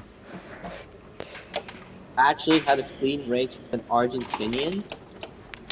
Yeah, no, he actually was really good. He might have even worked together. But yeah, no, he was a great driver. Yeah. Praise him. Yeah, honestly. Most Argentinians I see, they aren't ideal a lot of the time, to put it lightly. Oh, yeah, 100%. I think I've had like a few positive experiences with Brazilians. Like, that's, there's so many of them. Like, you'll have some great races with some of them, but I don't know. It all depends, I guess, on the people. It's just, I mean, they're fast most of the time, but kind of have to stay out of their way, you know? And also, their composure gets easily fucked. Yeah, it really does. Yeah, no, I remember actually, now that you say that, it was Mount Panorama. I think I was battling, I don't know, I don't remember who, but I was battling someone, and a Brazilian caught up. He started battling too, and like out of nowhere, the person I was battling, the Brazilian, just started like hitting each other. The Brazilian punted the one guy. I don't know. I guess he didn't care about me because I raced him clean, but he murdered the other guy that I was battling in T1. And I don't even remember what it was for. But No, hearing that, I was I was binging Luke Nadaro yesterday about his 4 rules for clean races, race IQ, all that stuff. Mm-hmm. One of those videos, he said to not overreact. The majority of people in America's lobbies, though, get so easily irked that they will either call you out for nothing or just blatantly take you out. Oh yeah, that's in dailies. One of the things that I've tried to fix it in dailies, like I'll still do it in lobbies because I respect a lot of people, but I really needed to learn how to drive more aggressively, but it almost seems necessary in NA lobbies, and even in South America lobbies. But it's like the people will get ticked off so easily. Like you could go for a single overtake, and then they'll just start dive bombing you every corner. It's unreal. Little, I guess, on topic, but you don't even have to do anything, and they'll just call you out for no reason. Like they'll say like that move wasn't good, or why'd you close the door so late? Like, man, I'm just proceeding on the road, and you just try to move from 15 feet behind. What are you on about? Yeah, 100%. You brought up, and I'm starting to think of two really funny incidents that I had. It was one of them. I'll take like 50-50 blame for. I went for a move in the Watkins bus stop. He kind of got mad at me. To me, he closed the door on me, and that's what caused him to go off. But it was a bad move. But I remember it was Group 3's at Deep Forest, and it's T3, I think. Like that right-hander, like the big right-hander, before you go like under the tunnel. Not Did right. not try to move there, did you? No, hold up. I need to. It's not the one right before the tunnel. So like you have the hairpin at T1. Then you have the left-hander, like going up, like once you go up the hill, you have the left-hander, that right-hander. Oh yeah, that one. So I was on the racing line, and a guy went 4 wheels into the dirt, and when he tried to merge back onto the track, he clipped his rear bumper onto mine, and called me out for ending a good battle, because I spun him out.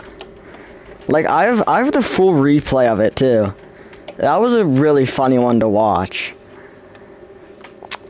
It was hilarious. Like, if you go in, like, aerial view, all 4, I think, not even just tires, I think his whole car is in the grass when he's overtaking me. I have 2 instances with one specific driver. I'm not gonna say who, but first was at Evergreen Sprint. I think they were referring to we were side-by-side final corner, but nothing happened. What really happened was, the closest they got to me was about 3 feet, and they drove themselves 2 wheels into the gravel. I won by 1,000. And then the next instance was Daily C, Trial Mountain Group 3s. They say, why'd you close the door so late? But in reality, they try a dive bomb from 15 feet behind, whilst I'm trying to make the damn corner. I even left a little precautionary space. Wait, was it at like the one big hairpin after like the huge tunnel straight? Was it in that turn? It's kinda a hairpin, but yeah. Yeah, no, They even beat me in the end. Why are they still complaining?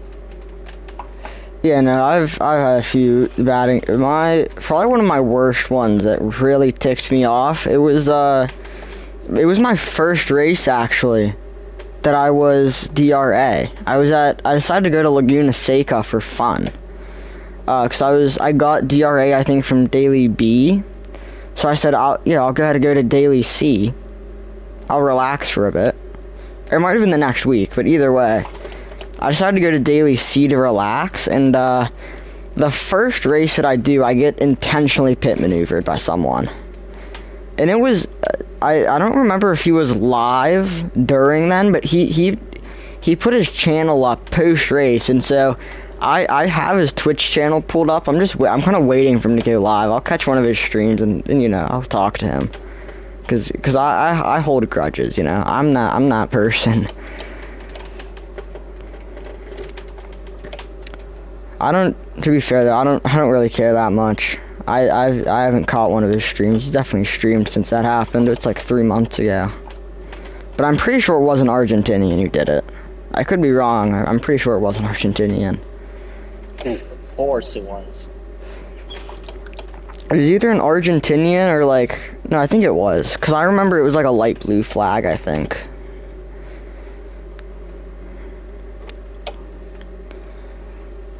Light blue flag, it probably was. Yeah, I don't think there's another South American country that has light blue in it. Unless there's like some weird island like the Dominican, or not Dominican, but in like the Caribbean.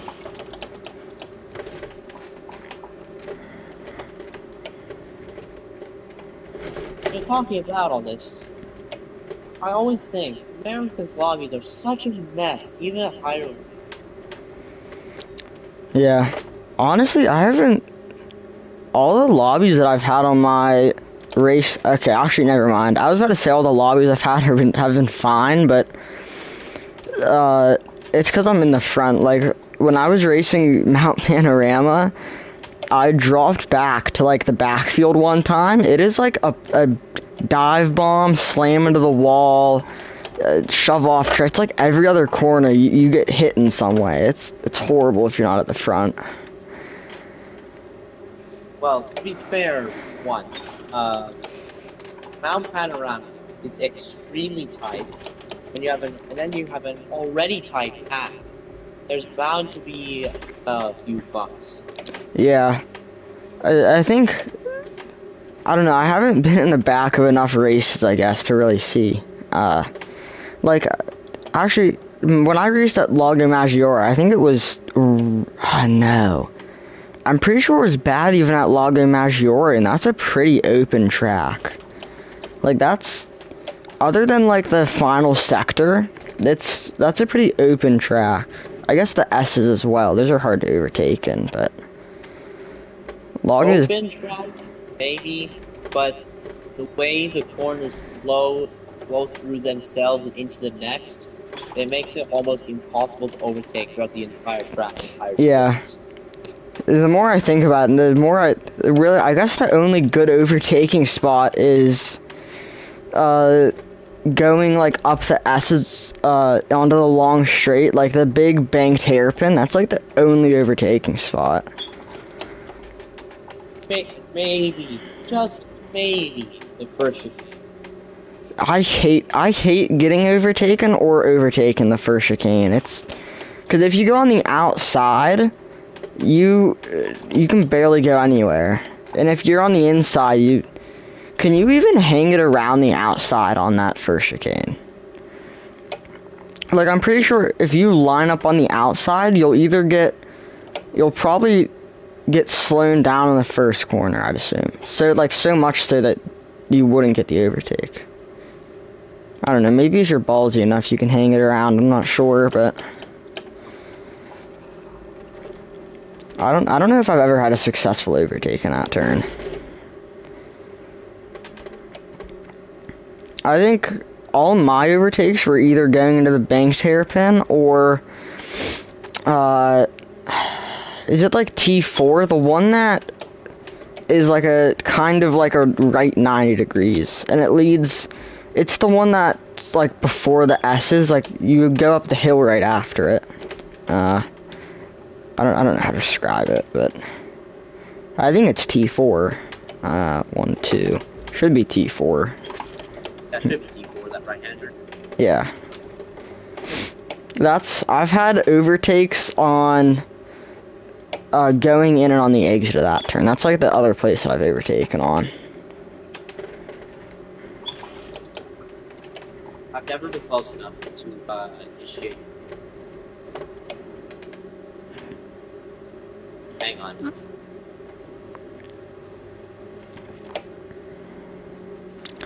What are like is there even good overtaking opportunities at this track other than like going to the final chicane? Is there like a good? I feel like there's not too many clean places to pass on this track. Like you can get it done, but I don't know. Like, I feel like they all involve some amount of contact. I'm back. Probably turn 1 if you do it right, but that's it.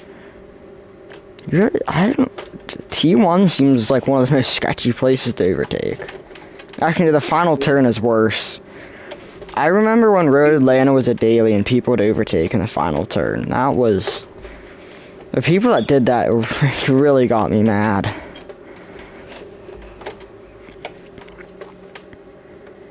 I'm spectating you right now, and I'm telling you, this section is worse to pass on. Really? That makes sense, I guess. You're going into a sort of medium speed section. Mm-hmm. With a sort of long corner going into a braking zone that doesn't really fit. I don't know if I'd say fit 2 cars because it can, but it just feels awkward to go side by side through. So I feel like, good. So I cut you off there.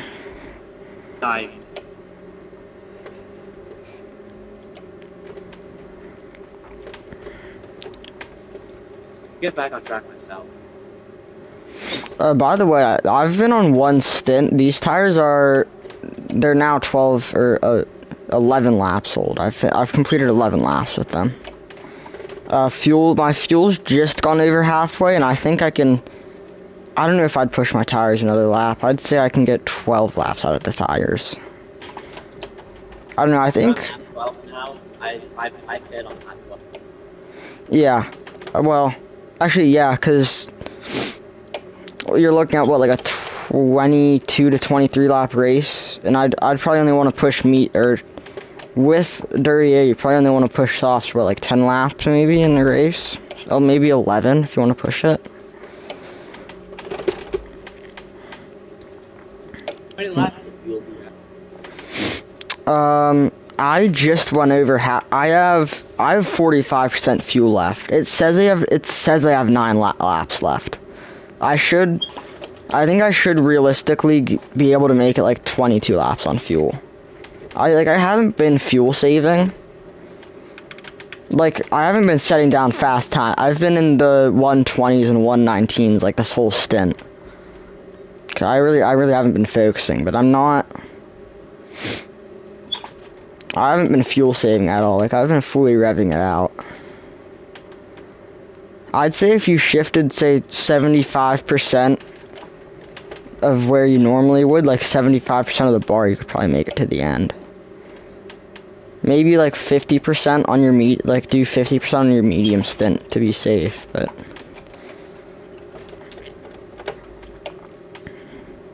Does anyone lift and coast?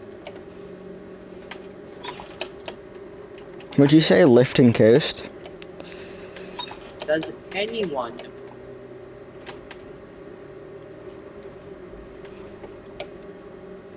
Here, you want to pass me real quick? I am. I don't want to hold you up for too long. I have to go in this lap anyway.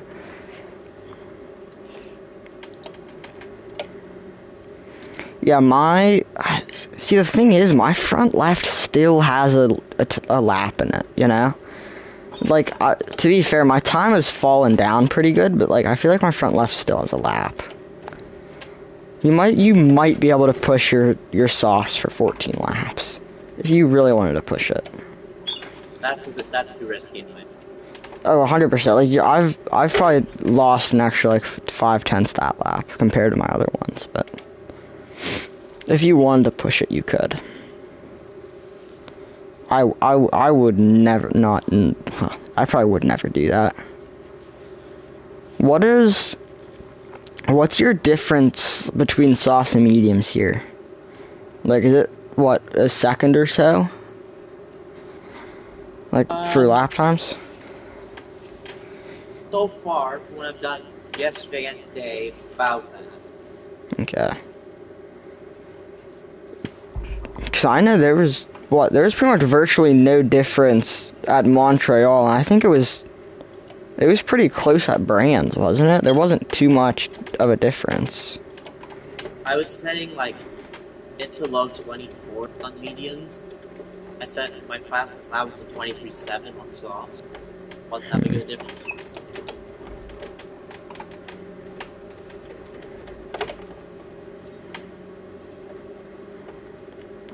Oh, how did I say that? Also, I think the pit lane cutting penalty is very sensitive. I barely went out of the line and I got a 3-second. I might honestly have to practice getting into the pit lane. That's what I did for a bit earlier.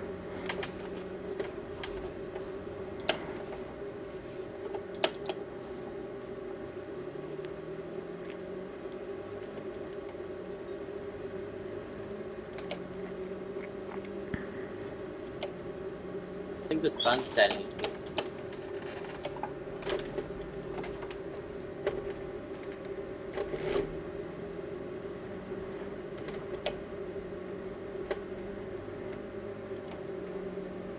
I'll see if I can get a hot lap in. I doubt it. I've been slowing down consistently now.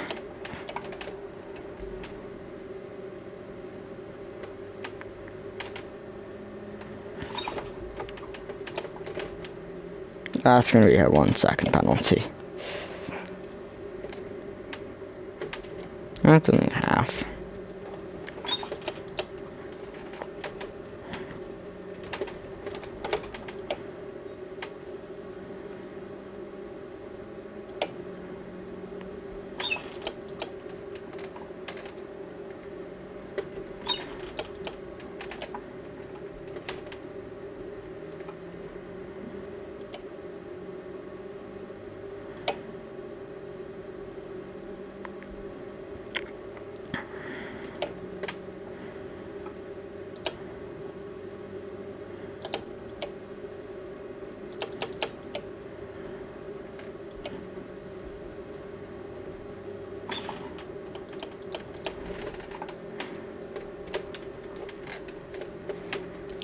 Do you dip your tires in the final chicane? Like, do you dip them into the dirt, or do you keep them on track?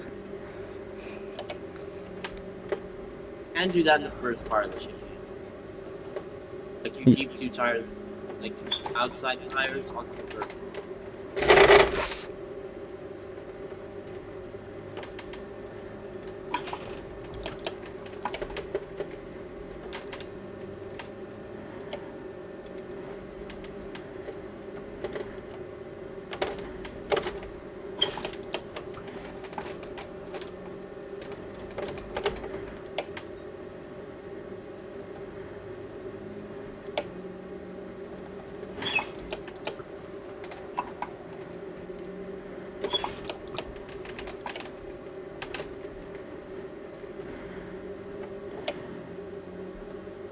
I was doing some calculations earlier today, and if my maths are right, when Super Duper's updates the point standing, 1 point behind Seb, the third in the standing.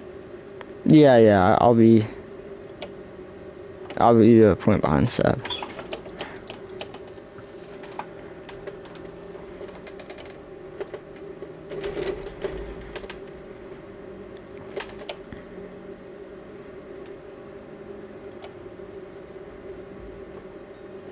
Jeez, 18.8? I really hope my pace improves by Sunday.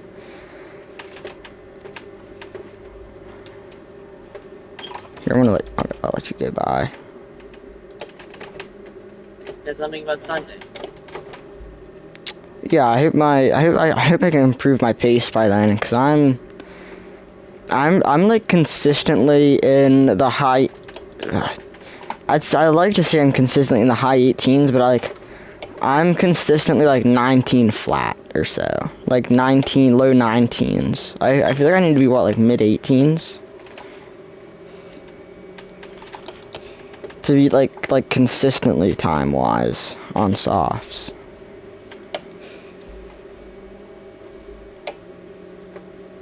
I consistently, I feel like mid 18 tops. Okay.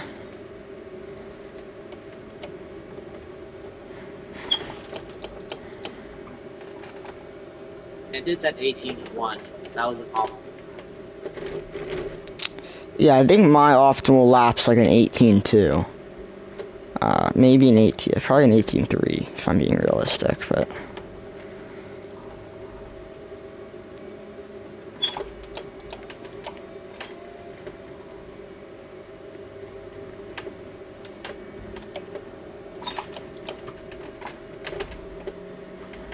But I mean, I've set an 18.5 on mediums when this was a dailies. Like, I should be able to go lower on mediums.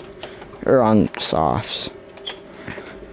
If that was in the qualifying time trial with Noah, the 18.5, then there was no fuel hardly. Oh, really? I thought on dailies you had fuel in the car. In the races you do, but in time trial you don't. Oh, okay.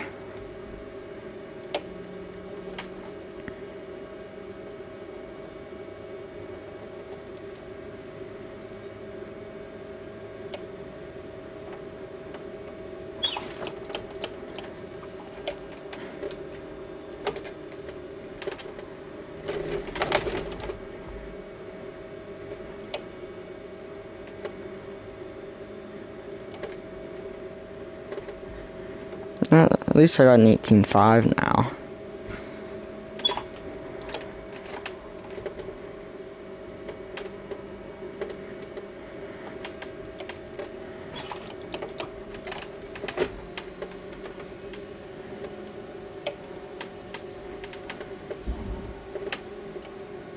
Yeah, I just understeered on in the S's.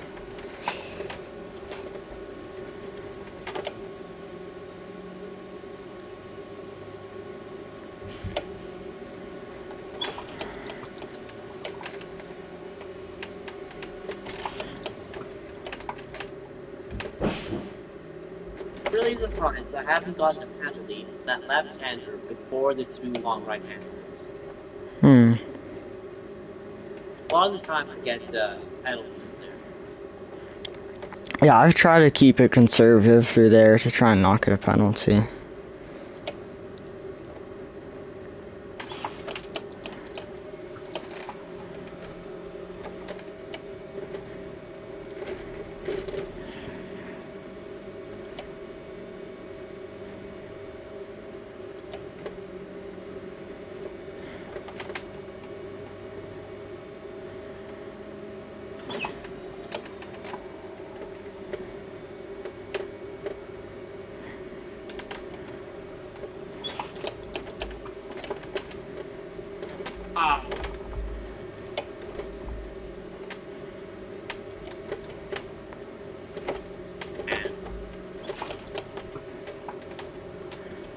I got a track limit penalty.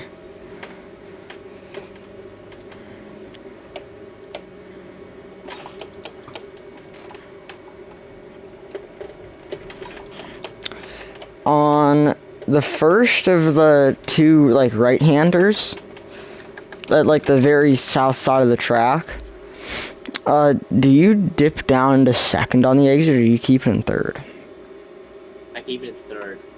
Okay.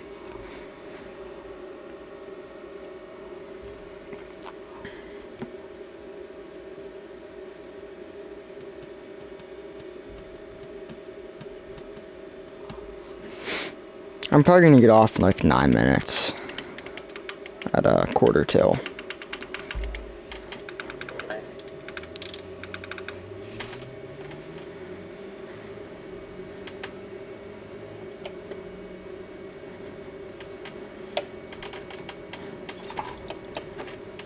Track feels longer than Brent's attributes long. Yeah. Wait, well, isn't it? It's even quicker, isn't it? Cause what was Brand's 20? It was in the 20s. Doing like 23s, 24s. Yeah.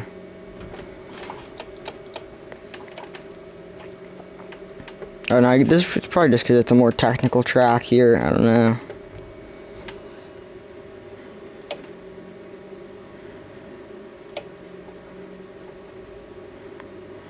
Especially like the first sector is like so dense for corners.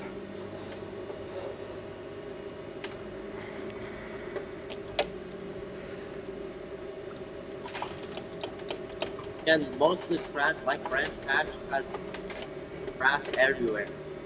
But at least they have curbs. Yeah.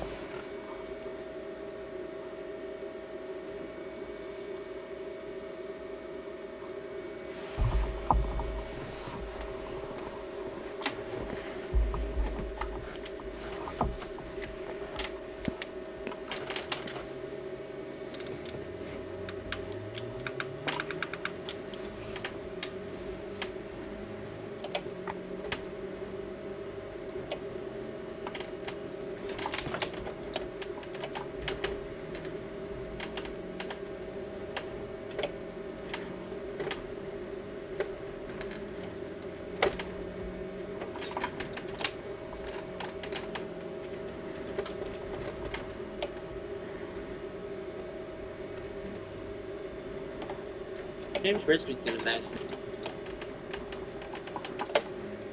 What'd you say about Crispy? Yeah, did pick up. What I said was, it's a shame Crispy's gonna miss the next few races. Oh yeah.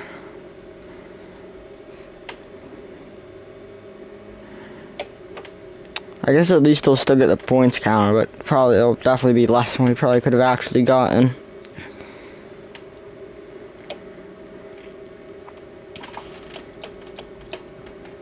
Did he say what week he's gonna make it back? Is it like in 2 weeks or like when we move it back to Saturday? I think it's after the St. Croix round or the round after that. Okay.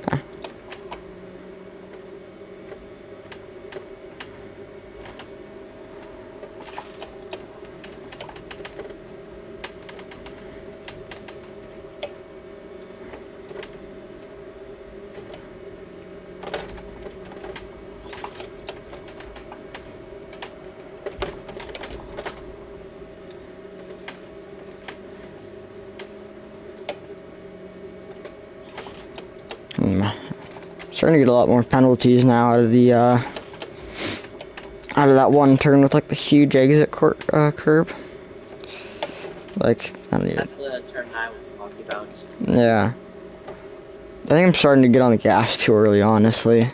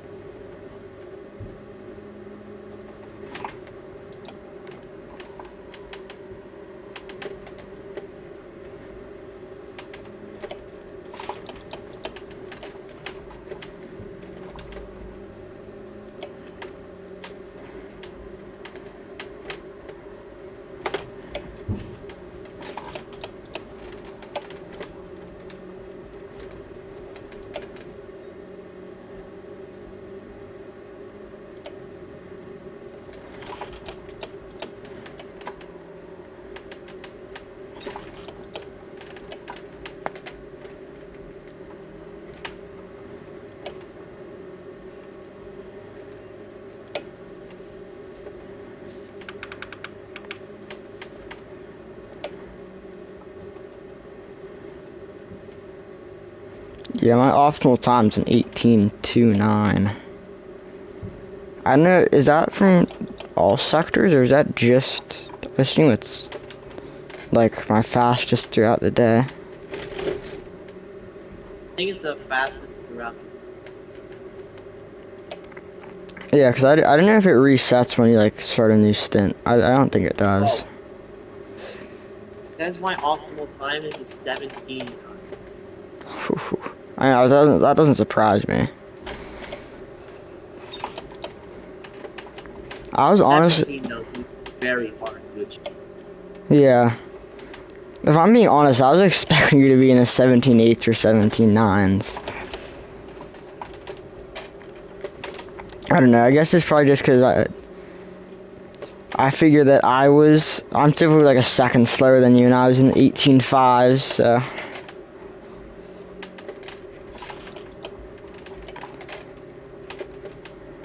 I think it's somewhere later in the lap.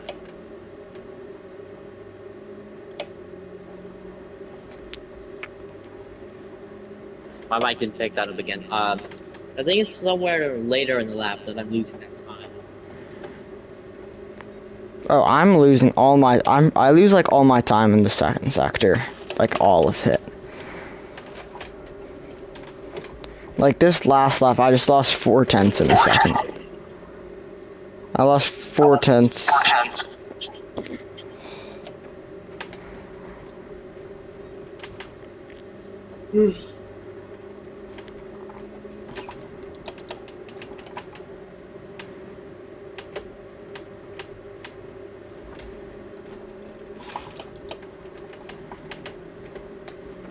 I'm probably gonna finish out this lap and close the lobby.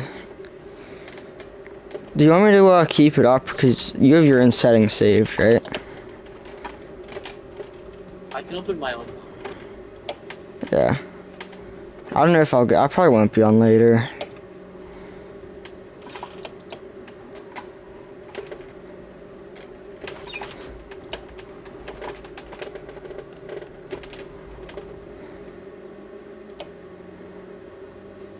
Yeah, this is not gonna be a good lap.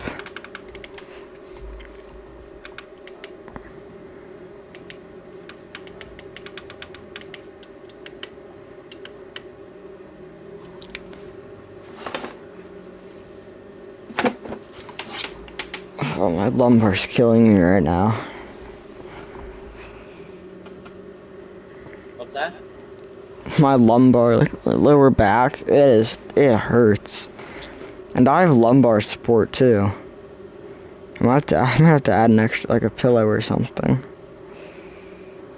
That's what a dining room chair. I have 2 pillows, one for my back and one for my buttocks. Dude, you raced on a dining room chair, man? That's insane. I don't know if I could do that. Does the job though. Yeah, I mean, if it gets it done, it gets it done. Are you racing on wheel? Actually, yeah, you are. I can tell by your steering wheel. Are you? Yeah. Okay. I couldn't tell. You were gradual on the inputs, but like you're able to move it side to side fast. I don't know. I guess I don't really see the wheels move that fast. It's too smooth to be a control. Like if you ever watched a controller player steering inputs, like it's a lot more choppy.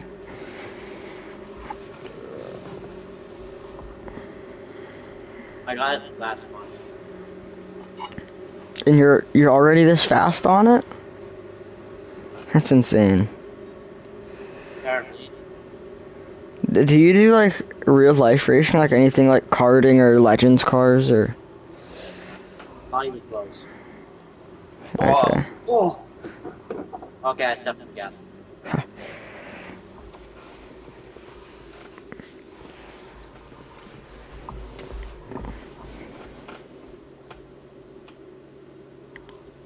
What wheel do you have?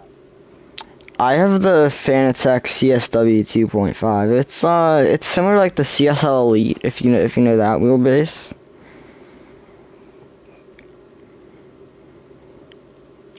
I haven't really looked at Panatex.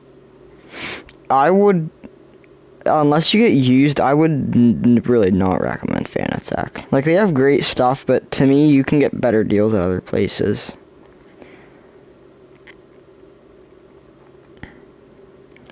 Like, I got such a good deal on this rig, like, it was, you know, I don't really care. It's a good wheelbase, too. Like, I don't feel maxed out on it. Like, I can't even use the max power of the wheelbase, so. I'm on a G29. Yeah, I haven't had the G29, but I used a T150. That was a good wheel. It lasted like 4 years. I never really used it, but like I only used it like here and there. But no, I was that was looking at budget. I was looking. No, sorry. no, go ahead. I was looking at wheels. Look at wheels last month. I was looking at this Rust Master. I was looking at a video on YouTube. As it was like the G128 or 1250 I saw. hmm Thought it was affordable, but I heard its brake travel wasn't great, so I passed on that. Honestly, I would recommend used. I don't know how many people recommend it, but like for me, I bought my wheelbase used, and you know it's worked great. And I got it for, I think in total, it was like a what? I'm trying to think of like the percentage wise that I saved. It was probably in the. It's definitely in. I can't even think of it, but it's a crazy deal. If you would, are you looking to upgrade to like another belt driver, or do you want to go direct drive if you do upgrade? I don't know yet.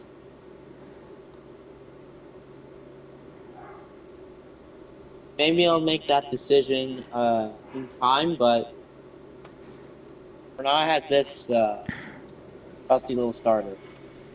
Yeah, honestly, I would, until you feel maxed out, I would probably keep that wheel. Do you have like the stock pedals with it? I had the pedals that came with the wheel. Yeah, the only thing that I would recommend is if you don't feel maxed out on the wheel, like if you like the wheelbase and the wheel and everything, I would recommend, if you can find pedals that are compatible with it, I would upgrade to load cell brake or something. Like for me, getting a load cell brake helped like so much. I don't know if the G29, I'd assume the G29 doesn't have a load cell, but I could be wrong. Not sure what has a low cell and what doesn't, but I think G29 doesn't have that. Yeah, for me, the load cell was one of the big things, and it's really only an issue for me. But I upgraded like throttle spring. I upgraded my throttle spring just because I am very throttle happy, so it kind of just helps me stay off it. But that's probably not an issue for you considering how fast you are. Like you don't look like you oversteer that much. So, but I would always get on the gas too early or something. So it kind of just helps. Like it helps having like it makes staying on like the say 70% slip angle easier rather than actually getting full throttle, I guess is the best way to put it. See that?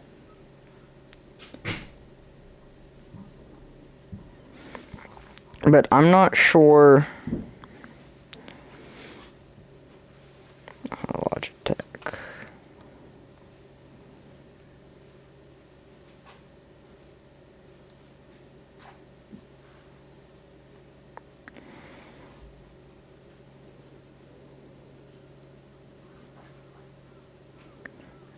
Ooh. Logitech's Pro pedals actually look really nice.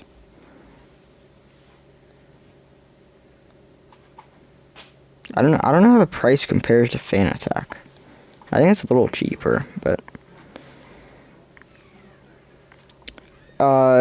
because if you're able to connect like other like a separate pedal set to your wheel, that's probably. I'd assume the G29 is so common. They might make load cell pedal mods like third party people, like third parties. There might be load cell mods for them, but. Okay. Honestly, you're so fast. Like I don't even know. Like load cell brakes, like it's not like guaranteed to add to your lap time. If that makes like it's only like it'll help, but you're already so fast. I don't know how much an upgrade would do if that, you know, like you're already.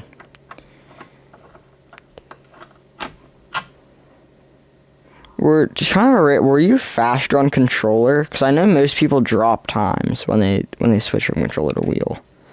Like, did you used to be even faster when you were on controller? Depends. I mean, I tried doing dailies with wheel. I feel like my qualifying times have taken a hit, but in terms of consistency and race pace, like from these league races, I feel like that's taken a step up. Okay. But overall, I do feel like in terms of racing and even qualifying and stuff, I feel like a better driver. Yeah. Yeah, load cells, for me, they mainly just help with, like, consistency. But you're already you're pretty consistent, you're really fast, so, you know, I don't, getting an upgrade would probably be such, like, a minimal, improvement that, yeah, I don't know. You'd have to gauge whether or not it's worth it, I guess, but. I've never even thought of an upgrade because I've had so little time with it. Yeah, that's how it was, honestly. Yeah. I guess really it just depends a bit whenever you feel maxed out, which that also depends on the person.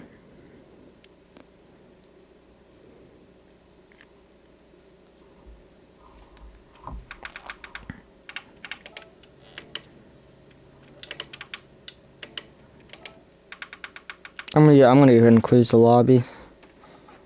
Okay.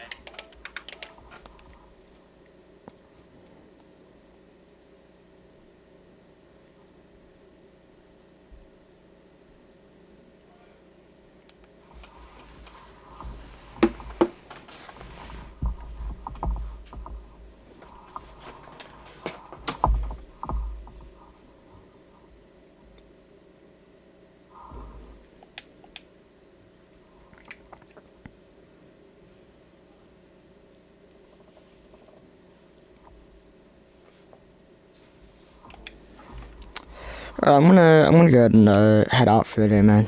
Take care. Good racing with you. Yeah. See you later, man. Yeah, take care. I'll see you probably Saturday, cause I don't know if I'll race this week, but Saturday or Sunday.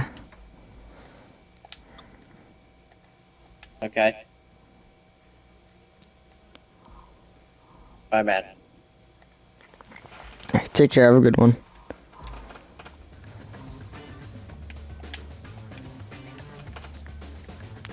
Everyone who tuned in today, came into the stream, said hi, dropped a like, anything like that. I appreciate you guys coming through. Hopefully, I can only hope we'll be back on someday. Probably Saturday. Sunday at the latest. Sunday at the very latest, but, yeah. I'll be around. But yeah, take care, have a good one, stay safe. And, hope to see you guys in the next one.